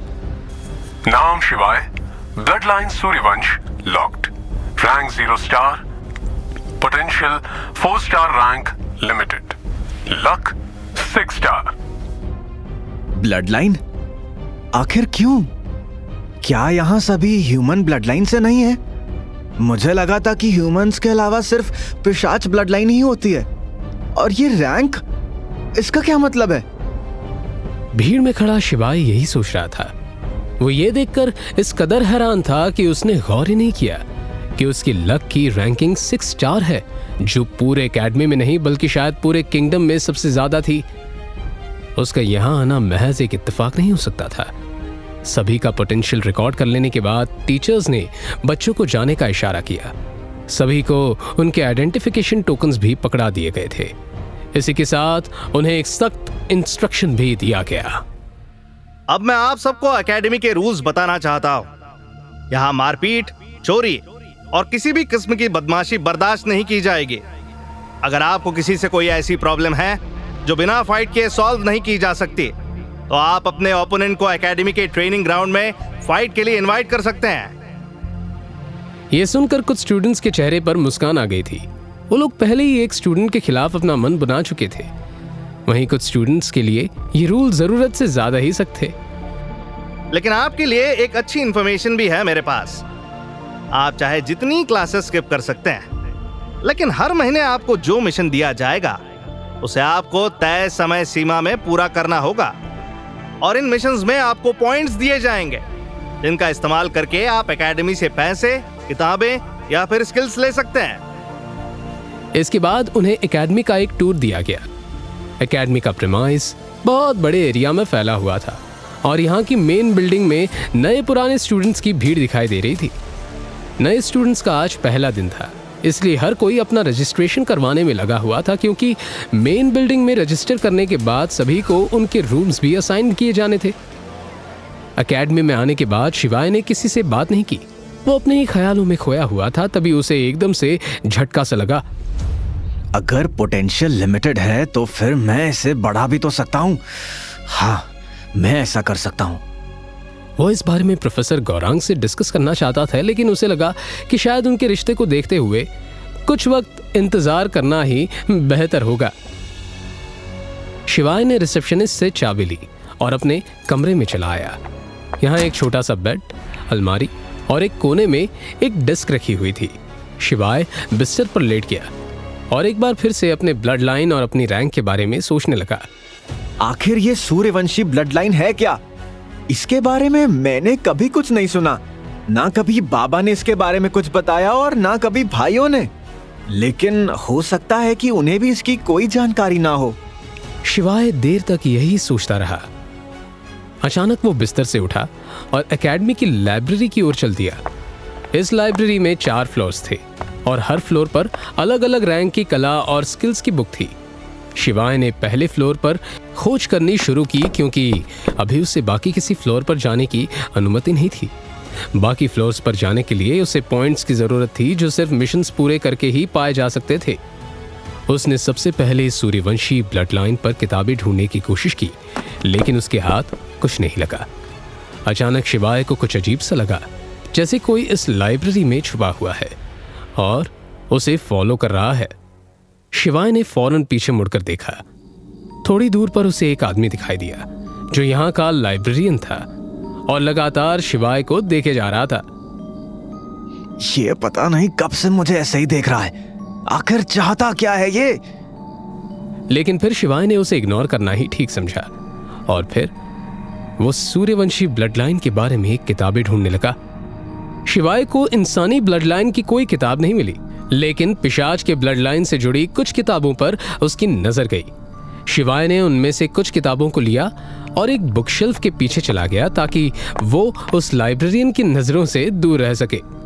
इसके बाद शिवाय वहीं फर्श पर बैठा रहा और वो किताबें पढ़ने लगा। रात कब बीत गई शिवाय को पता ही नहीं चला। अगले दिन सुबह 8 बजे सभी स्टूडेंट्स ठीक वक्त पर अपनी क्लास में आ गए थे। क्योंकि एकेडमी में आज उनका पहला दिन था, इसलिए कोई भी अपनी क्लास मिस नहीं करना चाहता था। क्लासरूम बहुत साफ सुथरा और चमकदार था। वहां 4 स्टूडेंट्स ऐसे थे जो बाकी स्टूडेंट्स से अलग हटकर एक कोने में बैठे हुए थे। ये चारों अक्षय, लतिका, मीना और कनिष्क थे। थोड़ी ही देर में क्लास प्रोफेसर अलीशा वहां आई और एक पोडियम के पीछे खड़ी हो गई।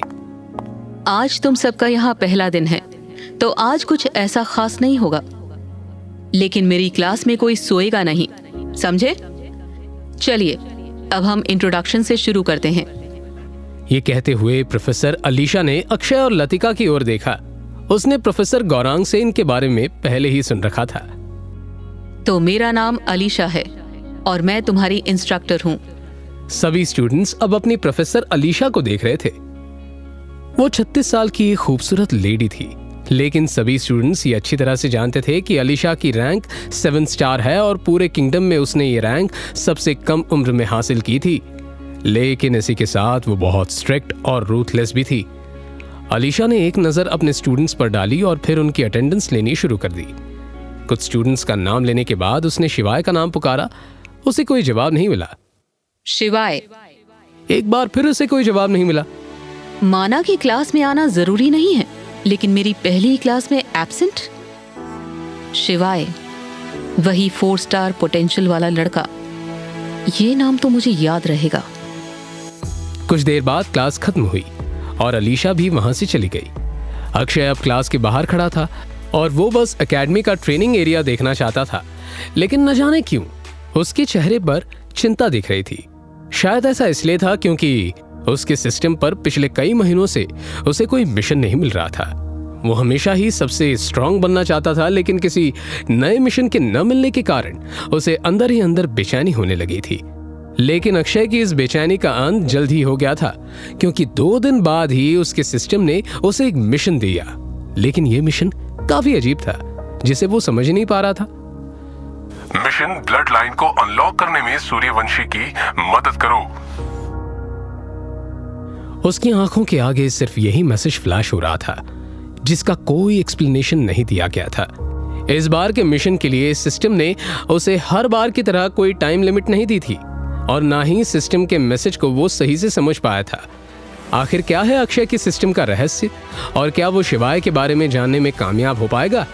दूसरी ओर अब आगे शिवाय का क्या होगा? वो लाइब्रेरियन कौन है जो शिवाय पर नजर रखे हुए था और क्यों? जानने के लिए सुनते रहिए हमारे अगले एपिसोड्स सिर्फ कुकू एफएम पर। अपनी क्लास के बाहर खड़ा अक्षय सिस्टम के दिए गए मिशन को समझने की कोशिश कर रहा था।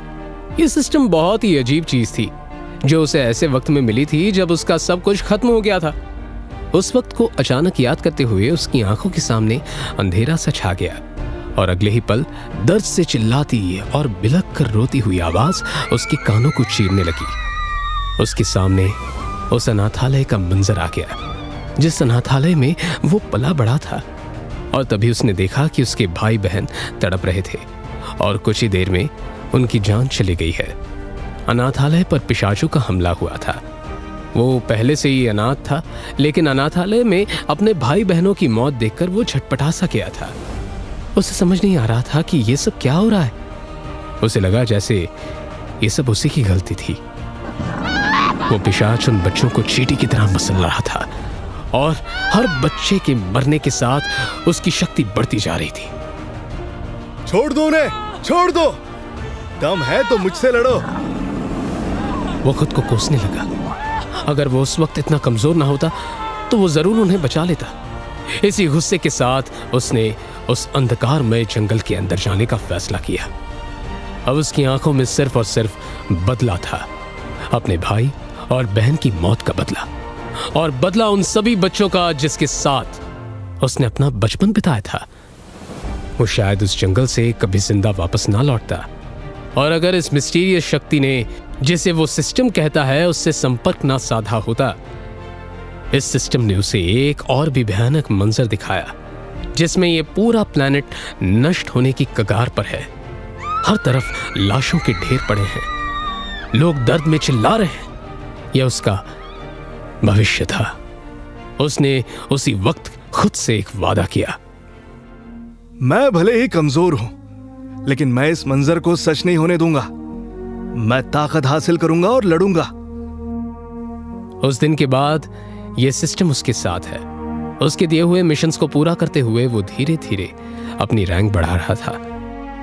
अक्षय ने अपनी आंखें खोली और वहां से निकल पड़ा। उसे यूं भागते हुए देखकर कनिष्क, लतिका और मीना भी उसके पीछे भागे। वो सभी अपनी क्लास में सबसे ताकतवर थे और चाहे उनका पोटेंशियल अक्षय से बहुत कम था, लेकिन वो पोटेंशियल का बहाना बनाकर खुद को पीछे नहीं रखना चाहते थे। उन तीनों को देखकर क्लास के सारे बच्चे भी उनके पीछे चल पड़े। शायद सभी एक दूसरे से आगे निकलना चाहते थे। भागता हुआ अक्षय कुछ देर एक बड़े से ट्रेनिंग ग्राउंड में आकर रुक गया और वो अपनी पैनी आंखों से इधर उधर देखते हुए बस ये पता करने की कोशिश कर रहा था कि वो किस चीज के साथ सबसे अच्छे से प्रैक्टिस कर सकता है। ग्राउंड की एक तरफ कई सारे 5 स्टार और 6 स्टार के मटेरियल से बने डमीज मौजूद थे जिन पर जी भरकर प्रैक्टिस की जा सकती थी। सभी स्टूडेंट्स की रैंक अब भी बहुत कम थी, इसलिए उनके किसी भी प्रहार से उन्हें कोई नुकसान नहीं था। दूसरी तरफ कुछ टारगेट्स थे जिन्हें दूर से मारने की ट्रेनिंग की जा सकती थी और ग्राउंड के बीच का हिस्सा खाली था जो कलाओं और स्किल्स की ट्रेनिंग के लिए था। अक्षय और कनिष्क ने डमीज के साथ अपनी ट्रेनिंग शुरू कर दी थी। वहीं दूसरी ओर लतिका और मीना ग्राउंड के बीच में प्रैक्टिस करने लगे। ट्रेनिंग ग्राउंड में प्रोफेसर गौरांग और उनकी प्रोफेसर अलीशा भी मौजूद थी। कैसा लगा तुम्हें नए स्टूडेंट से मिलकर अलीशा? और क्या रहा है तुम्हारे इनके बारे में? मुझे लगता है यहाँ काफी प्रॉमिसिंग स्टूडेंट्स हैं और जिनमें से कुछ ये मेरे सामने खड़े हैं। ये कहते हुए अलीशा ने उन्हीं चारों की तरफ इशारा किया। प्रोफेसर गौरांग इधर उधर देखते हुए शायद किसी को ढूंढने की कोशिश कर रहे थे। क्या हुआ? शायद वो आज नहीं आया। प्रोफेसर गौरांग की बात सुनकर अलीशा ने ट्रेनिंग ग्राउंड की तरफ देखा और वो समझ गई कि वो शिवाय की बात कर रहे हैं। क्या उसी 4 स्टार पोटेंशियल वाले लड़के को ढूंढ रहे हैं? प्रोफेसर गौरांग ने भी कोई जवाब नहीं दिया। क्लास में एब्सेंट था, लेकिन आप चिंता मत कीजिए। जिस भी दिन वो क्लास में आएगा, मैं उसे उसकी जिंदगी का वो सबक सिखाऊंगी कि उसे मेरी क्लास मिस करने के मायने हमेशा याद रहेंगे। ट्रेनिंग ग्राउंड से जाने से पहले प्रोफेसर गौरांग ने अलीशा की तरफ देखा। अलीशा, मैं भी चाहता था कि वो 7 स्टार रैंक का स्किल क्रिस्टल्स अक्षय को मिले, ना कि शिवाय को। इतना बोलकर वो वहां से चले गए। वहीं दूसरी तरफ लाइब्रेरी में बैठे शिवाय को इस बात की भनक भी नहीं थी कि उसे लेकर बाहर क्या बातें चल रही है। उसने लाइब्रेरी से बाहर देखा तो तेज धूप निकली हुई थी। वैसे तो मैं पहले से ही लेट हूं और अब इतनी गर्मी में बाहर कौन निकलेगा। वो फिर से पिशाच की ब्लड लाइन के बारे में पढ़ने लगा। वो पिछली रात से अपने हाथ में लिए हुए था उसे, और एक ही किताब लिए हुए था, और अब उसे इस बारे में काफी जानकारी हो गई थी। अब धीरे धीरे क्लासेस बंक करते हुए उसे 4 दिन हो गए थे और उसने लाइब्रेरी के उसे कोने को अपना घर बना लिया था। वो उन किताबों में इतना डूब चुका था कि उसे किसी भी बात का कोई होश ही नहीं था। लेकिन आज कुछ दिनों बाद किसी का ध्यान शिवाय पर गया, और शिवाय को नोटिस करने वाला कोई और नहीं बल्कि वो लाइब्रेरियन ही था। इस बच्चे की क्या कोई क्लास नहीं है? इसकी वजह से मैं भी इतनी रातों से नहीं सोया हूँ। और इतना सोचते हुए वो लाइब्रेरियन शिवाय के पास गया, और उसने जैसे ही शिवाय के हाथ में वो किताब देखी तो उसका हाथ जोर से पकड़कर वो उसके कॉलर को घसीटते हुए लाइब्रेरी के बाहर ले गया। शिवाय को समझ नहीं आया कि अचानक से उस लाइब्रेरियन को क्या हुआ। तभी वो लाइब्रेरियन शिवाय की तरफ घूर कर देखने लगा, लेकिन उसके चेहरे पर एक अजीब सी हंसी भी थी। ये लाइब्रेरी है, तुम्हारा घर नहीं।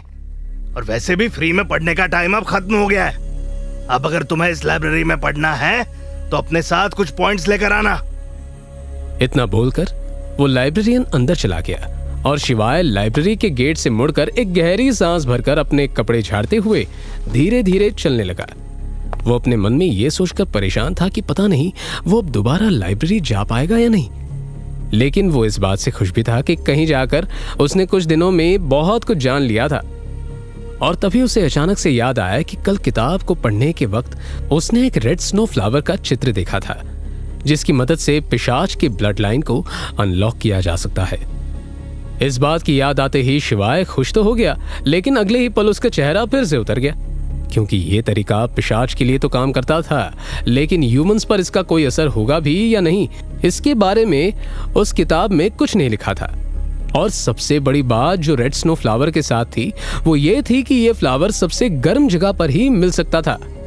उसने पढ़ा कि एकेडमी के पीछे जो 3 पहाड़ हैं वो काफी गर्म हैं, और अगर उसे वो फूल ढूंढना है तो उसका एकेडमी से बाहर जाना जरूरी है।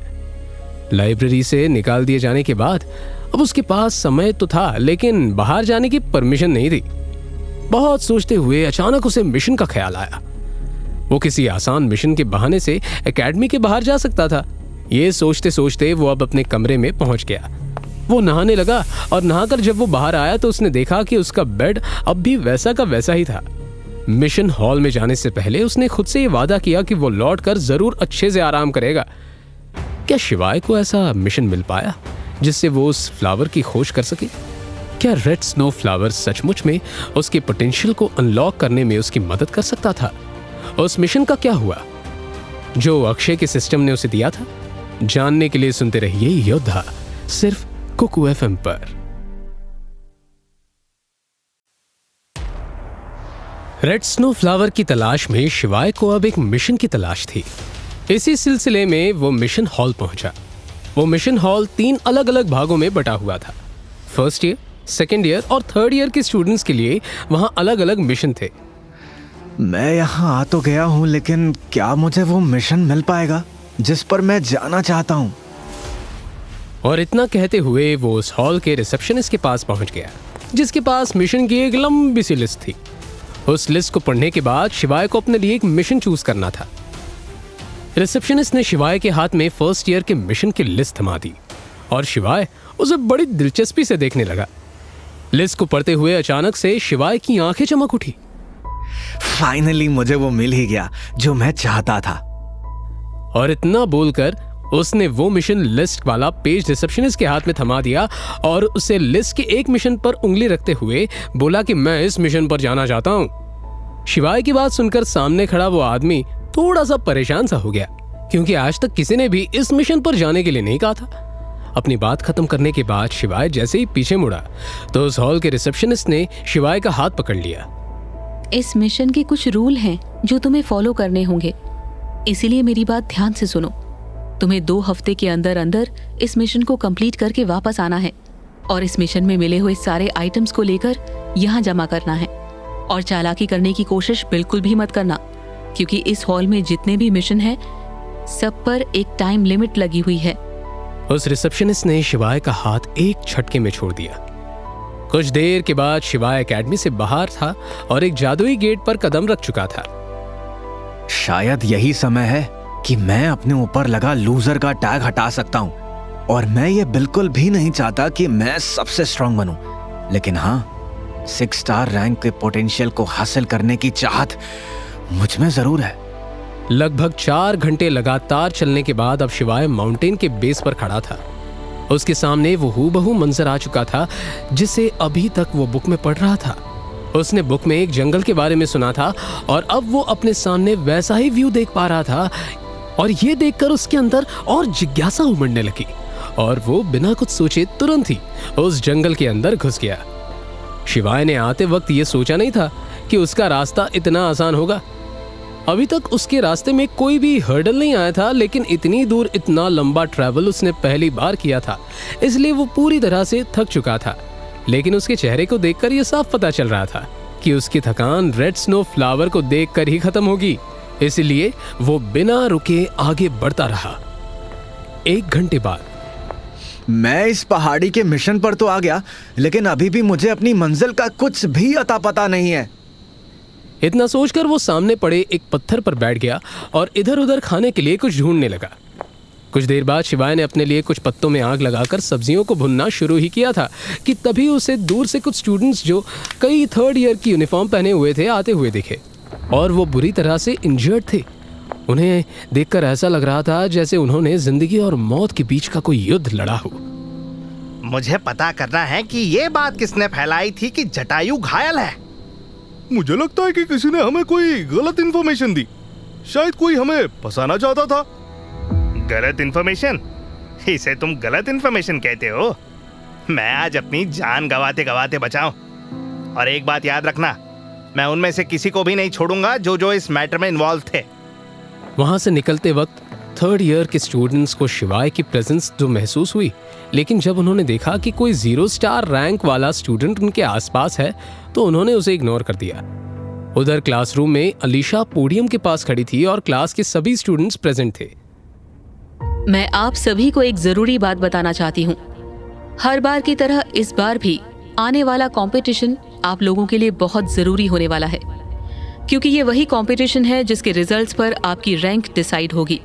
और ये सिर्फ एक कंपटीशन नहीं है, ये एकेडमी की परंपरा है। हर साल हम डिफरेंट ईयर के स्टूडेंट्स के लिए एक कंपटीशन कराते हैं।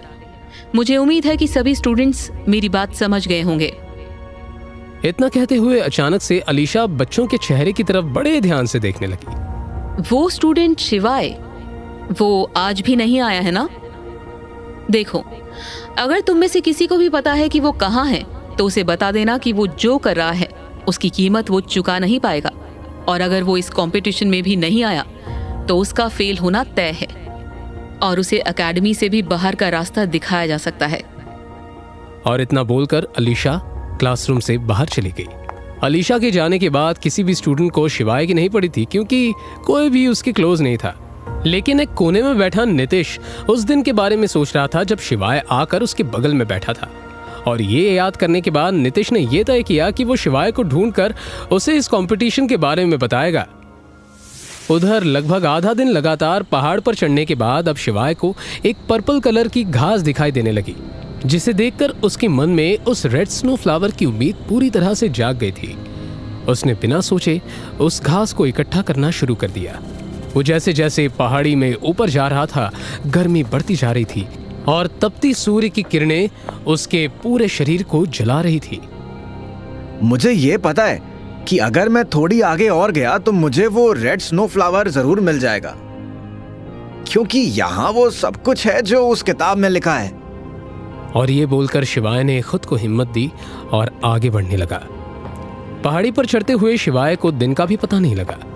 दिन धीरे धीरे ढल गया और चांद शिवाय के सामने था, लेकिन फिर भी पहाड़ी पर गर्मी कम होने का नाम नहीं ले रही थी। शिवाय को उलझन हो रही थी कि वो बार बार पसीना पहुंच रहा था। अभी तक तो शिवाय के मन में एक उम्मीद थी, लेकिन जैसे ही वो पहाड़ी की चोटी पर पहुंचा तो उसका चेहरा एकदम पीला पड़ गया, क्योंकि वहां कोई फूल नहीं था।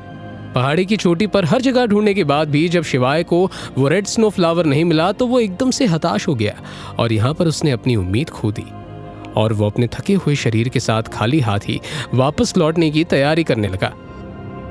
लेकिन तभी पहाड़ी के दूसरे छोर पर उसे एक सफेद फूल नजर आया, और कुछ देर तक उस फूल को एकटक देखने के बाद वो तेजी से चिल्ला पड़ा। ये वो रेड स्नो फ्लावर है? हाँ यही है, क्योंकि इसके आसपास भी उतनी ही गर्मी है जैसा कि किताब में लिखा था। और ये रेड स्नो फ्लावर अपने साथ कोल्ड एनर्जी रखता है, इसीलिए ये सफेद दिख रहा है। इतना कहने के साथ ही शिवाय की खुशी का कोई ठिकाना नहीं था और वो अपने तेज कदमों के साथ फूलों की तरफ आगे बढ़ा। और फूलों के पास जाते ही शिवाय की आंखों की चमक देखने लायक थी। वो फूलों को अपने बिल्कुल हल्के हाथों से छू रहा था और उसकी एनर्जी महसूस कर पा रहा था। अब तुम्हारा मेरे साथ चलने का वक्त आ गया है। तुम्हें नहीं पता मैंने तुम्हारे लिए कितनी मेहनत की है। देखो ना रेड फ्लावर, मेरे जैसे आलसी ह्यूमन ने तुम्हारे लिए पूरी पहाड़ी एक कर दी। और इतना कहते हुए शिवाय ने उस फूल को अपने हाथ में ले लिया। वो अब ऐसे और फूल तलाशना चाहता था।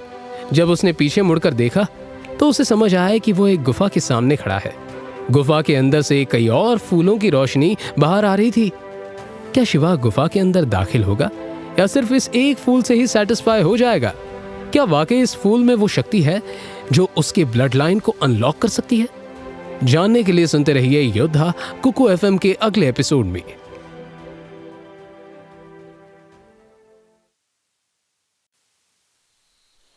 शिवाय की रेड स्नो फ्लावर की खोज तो अब खत्म हो चुकी थी, लेकिन वो एक नई प्रॉब्लम में फंस चुका था। जिस गुफा के सामने वो खड़ा था वो ऐसी कई फूलों से भरी नजर आ रही थी, लेकिन पहाड़ की इतनी ऊपर गुफा के अंदर पिशाच का भी बसेरा माना जाता था। गुफा के अंदर जाने की बात सोचकर ही शिवाय कांप गया था। पता नहीं अंदर किस किस तरह के पिशाच भरे पड़े हों। रैंक बढ़ाने के चक्कर में कहीं जान से ही हाथ ना धोना पड़ जाए। इस एक फूल में भी थोड़ी बहुत पावर तो होगी। शिवाय उस रेड स्नो फ्लावर को अपने मुंह में रखकर चबाने लगा। काफी देर तक इंतजार करने के बाद भी उसे अपने शरीर या रैंक में कोई चेंज भी होता हुआ दिखाई नहीं दिया। शिवाय समझ गया कि उसे और फूलों की जरूरत थी और इसके लिए उसे गुफा के अंदर जाना होगा। हो सकता है कि यह गुफा खाली हो। वैसे भी अगर अंदर कोई पिशाच होता तो वो उन फूलों को क्यों छोड़ देता? खुद को दिलासा देते हुए शिवाय मन ही मन बुदबुदाया। उसने गुफा के अंदर जाने का फैसला कर लिया था। डरते डरते शिवाय ने गुफा के अंदर कदम रखा। शिवाय ने अपनी स्टोरेज रिंग से कुछ स्पिरिट क्रिस्टल्स निकाली, जिसके बाद वो अंधेरी गुफा रोशनी से जगमगा उठी। बाहर से साधारण दिखने वाली ये गुफा कई रंगों के सुंदर चमकीले पत्थरों से बनी थी। गुफा की खूबसूरती निहारते हुए शिवाय की नजर उस चीज पर पड़ी जिसके लिए उसने इतना बड़ा रिस्क लिया था, वो खूबसूरत रेड स्नो फ्लावर। अब तुम सिर्फ मेरे हो। आखिर मैंने तुम्हें हासिल कर ही लिया। शिवाय दबे पांव उस फूल के पास पहुंचा और उसे तोड़ने के लिए अपना हाथ बढ़ाया, लेकिन इसके पहले कि वो फूल तोड़ पाता, एक भयानक आवाज ने उसके कान के पर्दे हिला दिए। अपनी पूरी हिम्मत जुटाकर शिवाय ने उसकी तरफ देखा जिधर से आवाज आई थी। नहीं, ये जटायु है। इतना बड़ा पक्षी। डर के मारे शिवाय के हाथ पैर फूल गए। उसने जटायु के बारे में सुन तो रखा था, लेकिन आज पहली बार अपनी आंखों के सामने देख रहा था। जटायु एक बेहद खूबसूरत रंगीन पक्षी है, जिसके बारे में कहा जाता है कि उम्र पूरी होने पर वो अपनी ही लगाई आग में जलकर मर जाता है, फिर उसकी राख से वो दोबारा जन्म लेता है। जटायु ने अपनी बड़ी बड़ी आंखें खोलकर शिवाय की तरफ देखा। शिवाय तो जैसे अपनी जगह पर जम सा गया था। वो अपनी बॉडी को हिला डुला भी नहीं पा रहा था। जटायु ने शिवाय को एक नजर देखकर अपनी आंखें फिर से बंद कर ली। शिवाय को यह अंदाजा हो गया था कि उसके सामने बैठा पिशाच कम से कम 6 स्टार रैंक का तो जरूर है। लेकिन ये मुझ पर हमला क्यों नहीं कर रहा? शिवाय ने जटायु की तरफ गौर से देखा। खून से लथपथ जटायु का एक पंख कटा हुआ था। शिवाय को पूरा माजरा समझ में आ गया था। अरे, ये तो घायल है। बेचारा खुद ही मौत के दरवाजे पर खड़ा है। मुझ पर क्या हमला करेगा? इसकी बॉडी को बेचकर अच्छे खासे पैसे मिल सकते हैं। वैसे भी इस हालत में इसे मारना बाएं हाथ का खेल है। तभी जटायु ने दोबारा अपनी आंखें खोलकर शिवाय की तरफ देखा। जटायु की आंखों में छुपी उदासी को देखकर शिवाय को उस पर दया आ गई। वो कंफ्यूज हो गया। उसका दिमाग कह रहा था कि इस मौके का फायदा उठाकर अमीर बन जाए, वही दिल उसे ऐसा करने से रोक रहा था। आखिर में जीत हुई दिल की। छोड़ो, वैसे भी मैं यहाँ इसके लिए नहीं आया था। शिवाय तेजी से चलकर रेड स्नो फ्लावर के पास पहुंचा और उसने हाथ बढ़ाकर उसे तोड़ना चाहा, लेकिन तभी उसके दिमाग में एक अजीब सी टेलीपैथिक आवाज उभरी। लड़के, तुमने मुझे मारा क्यों नहीं? शिवाय भौंचक्का रह गया। उसने पीछे मुड़कर देखा तो जटायु की 2 चमकीली आंखें उसे घूर रही थी। इस बार शिवाय डरा नहीं, बल्कि उसकी क्यूरियोसिटी बढ़ने लगी। उसने जटायु की आंखों में आंखें डालकर देखा। क्या तुम मुझसे बातें कर रहे हो? क्योंकि इस वक्त इस गुफा में मेरे और तुम्हारे अलावा और कोई दूसरा नहीं है। शिवाय की हिम्मत देखकर जटायु हैरान रह गया। क्या तुम्हें मुझसे डर नहीं लगता लड़के? मेरे सामने आते ही कितने लोगों का गला सूख जाता है। तुम मुझे कोई आम ह्यूमन नहीं लगते। शिवाय बिलीव नहीं कर पा रहा था कि वो एक जटायु के साथ बातचीत कर रहा था। अरे, ये तो सच में तुम ही हो। ऐसा कैसे हो सकता है? कोई बिलीव नहीं करेगा कि मैंने आज एक जटायु से बात की। जटायु ने शिवाय की तरफ देखकर अपनी आंखें मूंद ली। ये मुमकिन है लड़के। दुनिया में ऐसे कुछ प्राणी हैं जिनके पास ये स्पेशल पावर्स हैं, और फिर तुम्हारे साथ कनेक्ट करना तो बिल्कुल आसान है, क्योंकि सुपीरियर ब्लड लाइन के होने के बाद भी तुम बेहद कमजोर हो। ब्लड लाइन की बात सुनते ही शिवाय चौंक गया। उसने लाइब्रेरी की सारी किताबें छान मारी थी, लेकिन उसे सूर्यवंशी ब्लड लाइन के बारे में कोई इंफॉर्मेशन नहीं मिल पाई थी। Blood line? क्या तुम मेरे ब्लड लाइन के बारे में जानते हो? जब तुम गुफा के बाहर खड़े थे तभी मैंने इसे फील कर लिया था।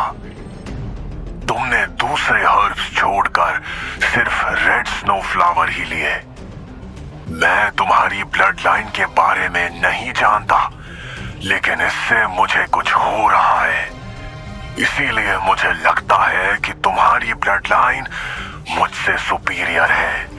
और हाँ, मुझे नहीं लगता कि यह रेड स्नो फ्लावर तुम्हारे किसी काम का है। अपनी मेहनत को बेकार होता देख शिवाय फ्रस्ट्रेशन में जोर से चिल्लाया। क्या? लेकिन क्यों? जटायु ने बेसब्र हो रहे शिवाय की तरफ देखा। क्योंकि तुम्हारी ब्लड लाइन बहुत पावरफुल है। मुझे ह्यूमंस का तो पता नहीं, लेकिन मुझे लगता है कि जब तक तुम्हारी बॉडी पूरी तरह से मैच्योर नहीं हो जाती, तब तक तुम्हारी ब्लड लाइन अनलॉक नहीं होगी। शिवाय ने राहत की सांस ली। उसके लिए रास्ते अभी बंद नहीं हुए थे। देखो लड़के, मेरे पास वक्त बहुत कम है। वैसे तो मैं ह्यूमंस पर भरोसा नहीं करता, लेकिन तुम मुझे थोड़े अलग लगे। मुझे तुम्हारी एक हेल्प चाहिए। कहकर जटायु ने अपना घायल पंख उठाया। पंख के नीचे एक अंडा था। इसमें मेरा बच्चा पल रहा है। मेरे जाने के बाद क्या तुम इसका ख्याल रखोगे? शिवाय को तो बिलीव ही नहीं हो रहा था। आज उसने एक जटायु देखा और फिर अब उसका अंडा। लेकिन तुम मुझ पर भरोसा कैसे कर सकती हो?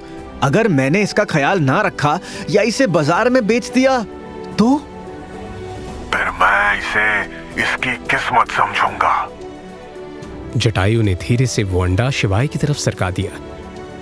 उसके चेहरे पर उसने ये पढ़ लिया था कि वो ये जिम्मेदारी उठाने के लिए तैयार है। इसके साथ कनेक्शन स्थापित के लिए इसके ऊपर अपने खून की एक बूंद डालो।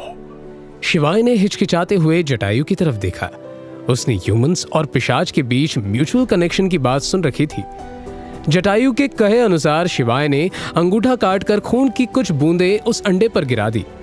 खून की बूंदें गिरते ही अंडा थोड़ा हिला और शिवाय की हथेली पर एक फायर मार्क बन गया। शिवाय को उस अंडे के साथ एक बॉन्ड फील होने लगा। ये देखकर जटायु ने राहत की सांस ली।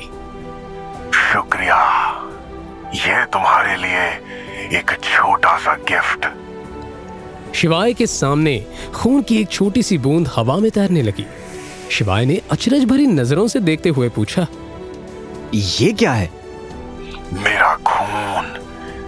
ये तुम्हारी ब्लड लाइन अनलॉक करने में तुम्हारी मदद करेगा। ये कहकर जटायु ने अपनी आंखें बंद कर ली।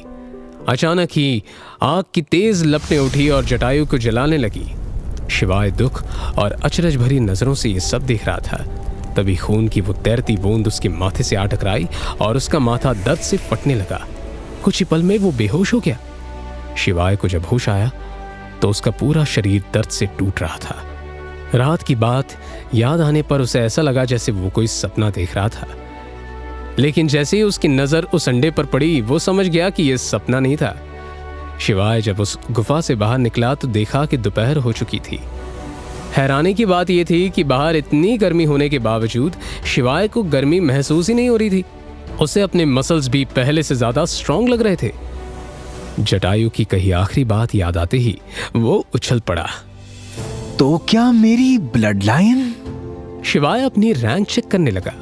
स्टैट्स पर नजर पड़ते ही वो खुशी के मारे नाचने लगा। उसका पोटेंशियल रैंक 0 स्टार से बढ़कर अब 1 स्टार हो चुका था। मेरा रैंक ऊपर चला गया। पोटेंशियल चेक करते हुए वो शिवाय की खुशी दोगुनी बढ़ गई। 6 स्टार रैंक पोटेंशियल, और ये अभी आर्टिफिशियली लिमिटेड था। मतलब कि उसके लिए पॉसिबिलिटीज की कोई सीमा नहीं थी। दूसरी तरफ आज लाइब्रेरियन को लाइब्रेरी की 4th फ्लोर से कुछ अजीब सी आवाजें आ रही थी। इस समय वहां कोई नहीं होना चाहिए, इसलिए वो चेक करने के लिए ऊपर पहुंचा। कौन है वहां? तुम फिर यहाँ पिशाच पर किताब पढ़ने तो नहीं आ गए? दूसरी तरफ से कोई जवाब नहीं आया। मैं दोबारा पूछता हूँ कि कौन है वहां? अगर मुझे अपनी शक्तियों का इस्तेमाल करना पड़ा तो ठीक नहीं होगा। शांत रहो। किताबों के बीच में अक्षय कहीं छिपा हुआ था। पिशाच को लेकर एक किताब उसके पास थी। मैं अंदर आ रहा हूं। तुमने मेरे लिए कोई ऑप्शन नहीं छोड़ा है।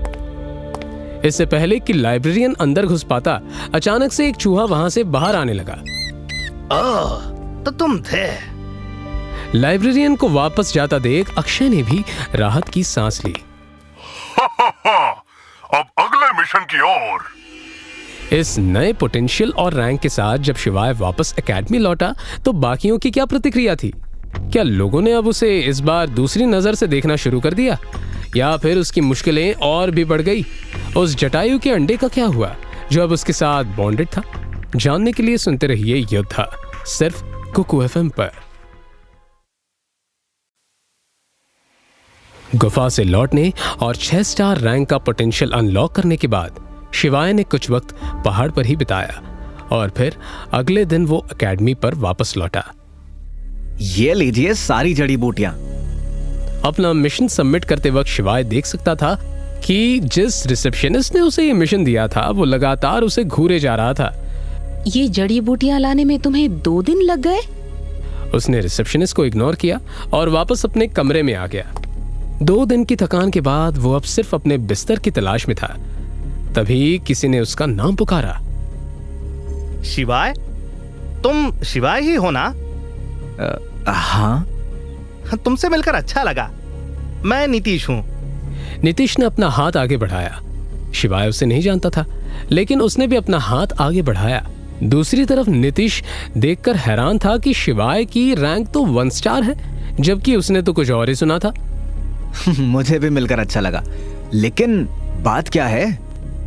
अरे हाँ, तुम क्लास में नहीं थे तो तुम्हें आने वाले कंपटीशन के बारे में बताने की जिम्मेदारी मेरी थी। अच्छा, कब है ये कंपटीशन? अभी चलो, मैं वही जा रहा हूँ, पर पहले क्लास चलना होगा। लेकिन शिवाय काफी थक चुका था, लेकिन इससे पहले कि वो कुछ बोल पाता, उसे याद आया कि नियमों के मुताबिक उसे क्लास में ना आना तो अलाउड था, लेकिन वो कंपटीशन में भाग लेने से इनकार नहीं कर सकता था। तो तुम कहाँ से हो? नमामि नगर। ओह, कभी पहले इस जगह का नाम नहीं सुना। हाँ, वो जगह कुछ खास नहीं है। शिवाय थोड़ा शर्मिंदा हो गया। जल्दी वो दोनों क्लास तक पहुंच गए। क्लास में शिवाय का ये पहला दिन था। वो दोनों जाकर पहले बेंच पर बैठ गए। जल्दी क्लास में अक्षय और उसके दोस्त भी पहुंच गए और बाकी सभी बच्चे उन्हें देखने लगे। हर कोई उनका दोस्त बनना चाहता था, लेकिन अभी तक वो लोग दूसरों को इग्नोर करना सीख चुके थे। शिवाय भी उसी ओर देख रहा था कि तभी प्रोफेसर अलीशा क्लास में दाखिल होती हैं। बच्चों की हाजिरी लेते वक्त अलीशा को एक जोर का झटका तब लगा जब शिवाय ने पहली बार जवाब दिया। ओह, तो आप आखिर दर्शन देने चले ही आए। ये तंज सुनकर अचानक शिवाय का दिल जोर से धड़कने लगा। वो मैं पहली बार घर से इतनी दूर आया हूँ, इसीलिए मेरी तबीयत खराब थी। प्रोफेसर अलीशा जानती थी कि वो झूठ बोल रहा है, क्योंकि उन्होंने लाइब्रेरी से पहले ही शिवाय के बारे में सुन लिया था। इसके बाद उसके मिशन के बारे में भी वो जानती थी। उन्होंने मन बना लिया था कि वो उसे कोई सजा जरूर देंगी, लेकिन अभी क्लास का समय था, इसलिए उसे कुछ पल घूरने के बाद उन्होंने छोड़ दिया। चलो, अब कंपटीशन के लिए सभी को ट्रेनिंग ग्राउंड पहुंचना है। शिवाय की तरफ देखते हुए एक बार फिर अलीशा ने मन ही मन कहा, 1 स्टार रैंक। प्रोफेसर ने तो कहा था कि ये 0 स्टार रैंक पर है। अलीशा के मन में काफी सवाल थे, लेकिन अभी इतना वक्त नहीं था। कुछ ही देर में सभी बच्चे ट्रेनिंग ग्राउंड में जाकर इकट्ठा हो गए, जहां पर प्रोफेसर लाल उनके सामने खड़े थे। एक मिलिट्री सर्जन की तरह उन्होंने सभी बच्चों को ब्रीफ करना शुरू कर दिया। मेरी बात ध्यान से सुनना, क्योंकि मैं फिर नहीं दोहराऊंगा। आज आपका ये कंपटीशन आपके लिए एक बड़ा चैलेंज होगा। आप सभी को एक 0 स्टार रैंक के तहखाने में भेजा जा रहा है, जिसे छोटी पिशाच गुफा भी कहा जाता है। प्रिंसिपल ने खास आप जैसे यंग बच्चों के लिए इसे डिजाइन किया है। अंदर जाकर आपका टास्क ज्यादा से ज्यादा पिशाच को मारना है, जिसके लिए आपको पॉइंट्स दिए जाएंगे। इसके अलावा कुछ हिडन टास्क करने पर आपको एक्स्ट्रा पॉइंट्स भी मिलेंगे। ये एक रैंकिंग असाइनमेंट है। जो जितने ज्यादा पॉइंट्स स्कोर करेगा उसे उतने ही अच्छे ग्रेड्स और रैंक मिलेगी। क्या मेरी बात क्लियर है? Yes sir. आप 2 दिन तक इस तहखाने में रहेंगे और उसके बाद ऑटोमेटिकली आपको बाहर टेलीपोर्ट कर लिया जाएगा। आपकी सुरक्षा के लिए तहखाने में कुछ प्रोफेसर्स भी तैनात किए गए हैं, लेकिन अगर आपको उनकी मदद की जरूरत पड़ती है तो आप उसी वक्त डिस्क्वालीफाई हो जाएंगे। कोई सवाल? No sir. बहुत से स्टूडेंट्स इस बात को लेकर परेशान थे कि लगातार 2 दिन तहखाने में कैसे बिताएंगे, लेकिन कोई भी क्लास में लास्ट नहीं आना चाहता था। तो फिर ठीक है, सब तैयार है? प्रोफेसर लाल ने जवाब का इंतजार नहीं किया। जैसे ही उन्होंने अपना हाथ उठाया तो बच्चों के नीचे की जमीन हिलने लगी और अचानक सभी वहां से गायब हो गए। तहखाने में पहुंचकर इस बार शिवाय को अजीब महसूस नहीं हुआ। अब उसे टेलीपोर्टेशन की आदत हो चुकी थी। उसने अपने आसपास देखा तो ये तहखाना सैकड़ों किलोमीटर तक फैला हुआ था। एक के बाद एक सभी स्टूडेंट्स एक ही जगह पर पहुंचे और फिर पिशाच की तलाश में फैलने लगे। शिवाय भी दौड़ने लगा। कुछ ही देर में उसके सामने बौने पिशाचों की एक लहर आ गई। हर तरफ छोटे पिशाचों को देखकर अपने हथियारों से वो उन पर हमला करने लगे। अक्षय अपनी सुपीरियर तलवारबाजी के दम पर उन्हें बहुत आसानी से मार पा रहा था। अक्षय ने जैसे ही एक मंत्र पढ़ा, उसकी तलवार से एक बवंडर निकला, जिसने एक साथ 5 छोटे पिशाचों को मार गिराया। वहीं दूसरी ओर शिवाय ने भी अपनी तलवार निकाल दी। शिवाय ने अभी सही से तलवार चलाना नहीं सीखा था, लेकिन क्योंकि वो छोटे पिशाचों से हायर रैंक पर था, इसलिए नौसिखिया होकर भी वो काफी कामयाबी हासिल कर रहा था। इसी तरह से तनिष्क ने भी एक स्पेल का इस्तेमाल किया और एक भाला फेंका, जो कई टुकड़ों में बदल दिया गया। लतिका और मीना भी इसी तरह की शक्तियों के इस्तेमाल कर रहे थे। ये चारों एक टीम बनकर लड़ रहे थे। ये देखते हुए शिवाय और नीतीश ने भी अपना एक गुट बना लिया था। अक्षय को लड़ते हुए देखकर शिवाय काफी इम्प्रेस था। मुझे भी तलवारबाजी की कोई कला सीखने की जरूरत है। 1 स्टार रैंक पर पहुंचने के कारण अब वो फायरबॉल्स भी फेंक सकता था। गुफा से बाहर आने के बाद उसकी स्पिरिट एनर्जी की कैपेसिटी भी 1 स्टार रैंक पर थी, जिस वजह से एक ही बार में वो 10 फायरबॉल्स बना सकता था। अपनी किस्मत के दम पर वो जिस भी दिशा में कोई फायरबॉल फेंकता था, वो जाकर किसी छोटे पिशाच को लग जाती थी। नीतीश ये सब देखकर बहुत हैरान था। तुम सचमुच नौसिखिए हो या फिर बस नाटक करते हो? शिवाय इस पर बस हंस दिया और आगे बढ़ गया। धीरे धीरे छोटे पिशाच दिखने बंद हो गए। अक्षय और कनिष्क साथ बैठकर आराम कर रहे थे कि तभी सिस्टम ने उसे एक मैसेज भेजा। मिशन पोटेंशियल अनलॉक करने में सूर्यवंशी की मदद करो। Mission failed. न्यू मिशन, छोटे पिशाचों की गुफा में उनके लीडर को ढूंढकर मारो। टाइम 2 दिन। मिशन फेल होने का मैसेज पढ़कर वो दुखी तो हुआ, लेकिन वो जानता था कि वो ऐसे सूर्यवंशी ब्लड लाइन के आदमी को नहीं ढूंढ सकता था। ह्यूमंस की सूर्यवंशी ब्लड लाइन नहीं होती, सभी ह्यूमंस की ब्लड लाइन तो एक ही होगी। जरूर सिस्टम से कोई गलती हुई होगी। क्या सिस्टम मुझे किसी पिशाच की मदद करने के लिए कह रहा था? पर इसका मकसद तो दुनिया को बचाना है। लतिका ने अक्षय को इस तरह देखा तो वो थोड़ा हैरान हुई। क्या सोच रहे हो? अक्षय चौंक कर खड़ा हो गया। नहीं, कुछ नहीं। चलो, बहुत आराम हो गया, हमारे पास 2 ही दिन है। अक्षय जानता था कि छोटे पिशाचों के लीडर को ढूंढना ज्यादा आसान मिशन है और इस बार वो हर हाल में इसे पूरा करना चाहता है। शिवाय अपनी नई ताकत का लुत्फ उठा रहा था। नीतीश के अलावा अभी तक किसी ने नहीं देखा था कि कितनी आसानी से वो उन्हें मार रहा था। ये छोटे पिशाच तो बहुत कमजोर मॉन्स्टर हैं। ज्यादातर बच्चे इस समय अक्षय और उसके साथियों का ही पीछा कर रहे थे। जल्दी वो एक ऐसी जगह पहुंचे जहां 5 अलग अलग गुफाएं थी, जिसमें से एक के दरवाजे की रक्षा एक 2 स्टार रैंक का छोटा पिशाच कर रहा था। अक्षय समेत बाकी सभी बच्चे उस एक छोटे पिशाच पर हमला करके गुफा में घुसने की कोशिश करने लगे। वहीं दूसरी तरफ शिवाय भी ये सब बहुत ध्यान से देख रहा था।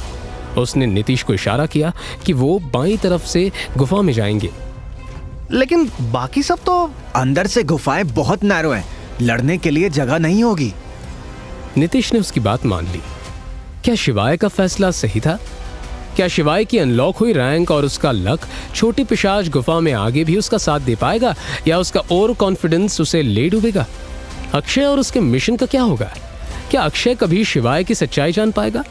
जानने के लिए सुनते रहिए योद्धा, सिर्फ कुकू FM पर।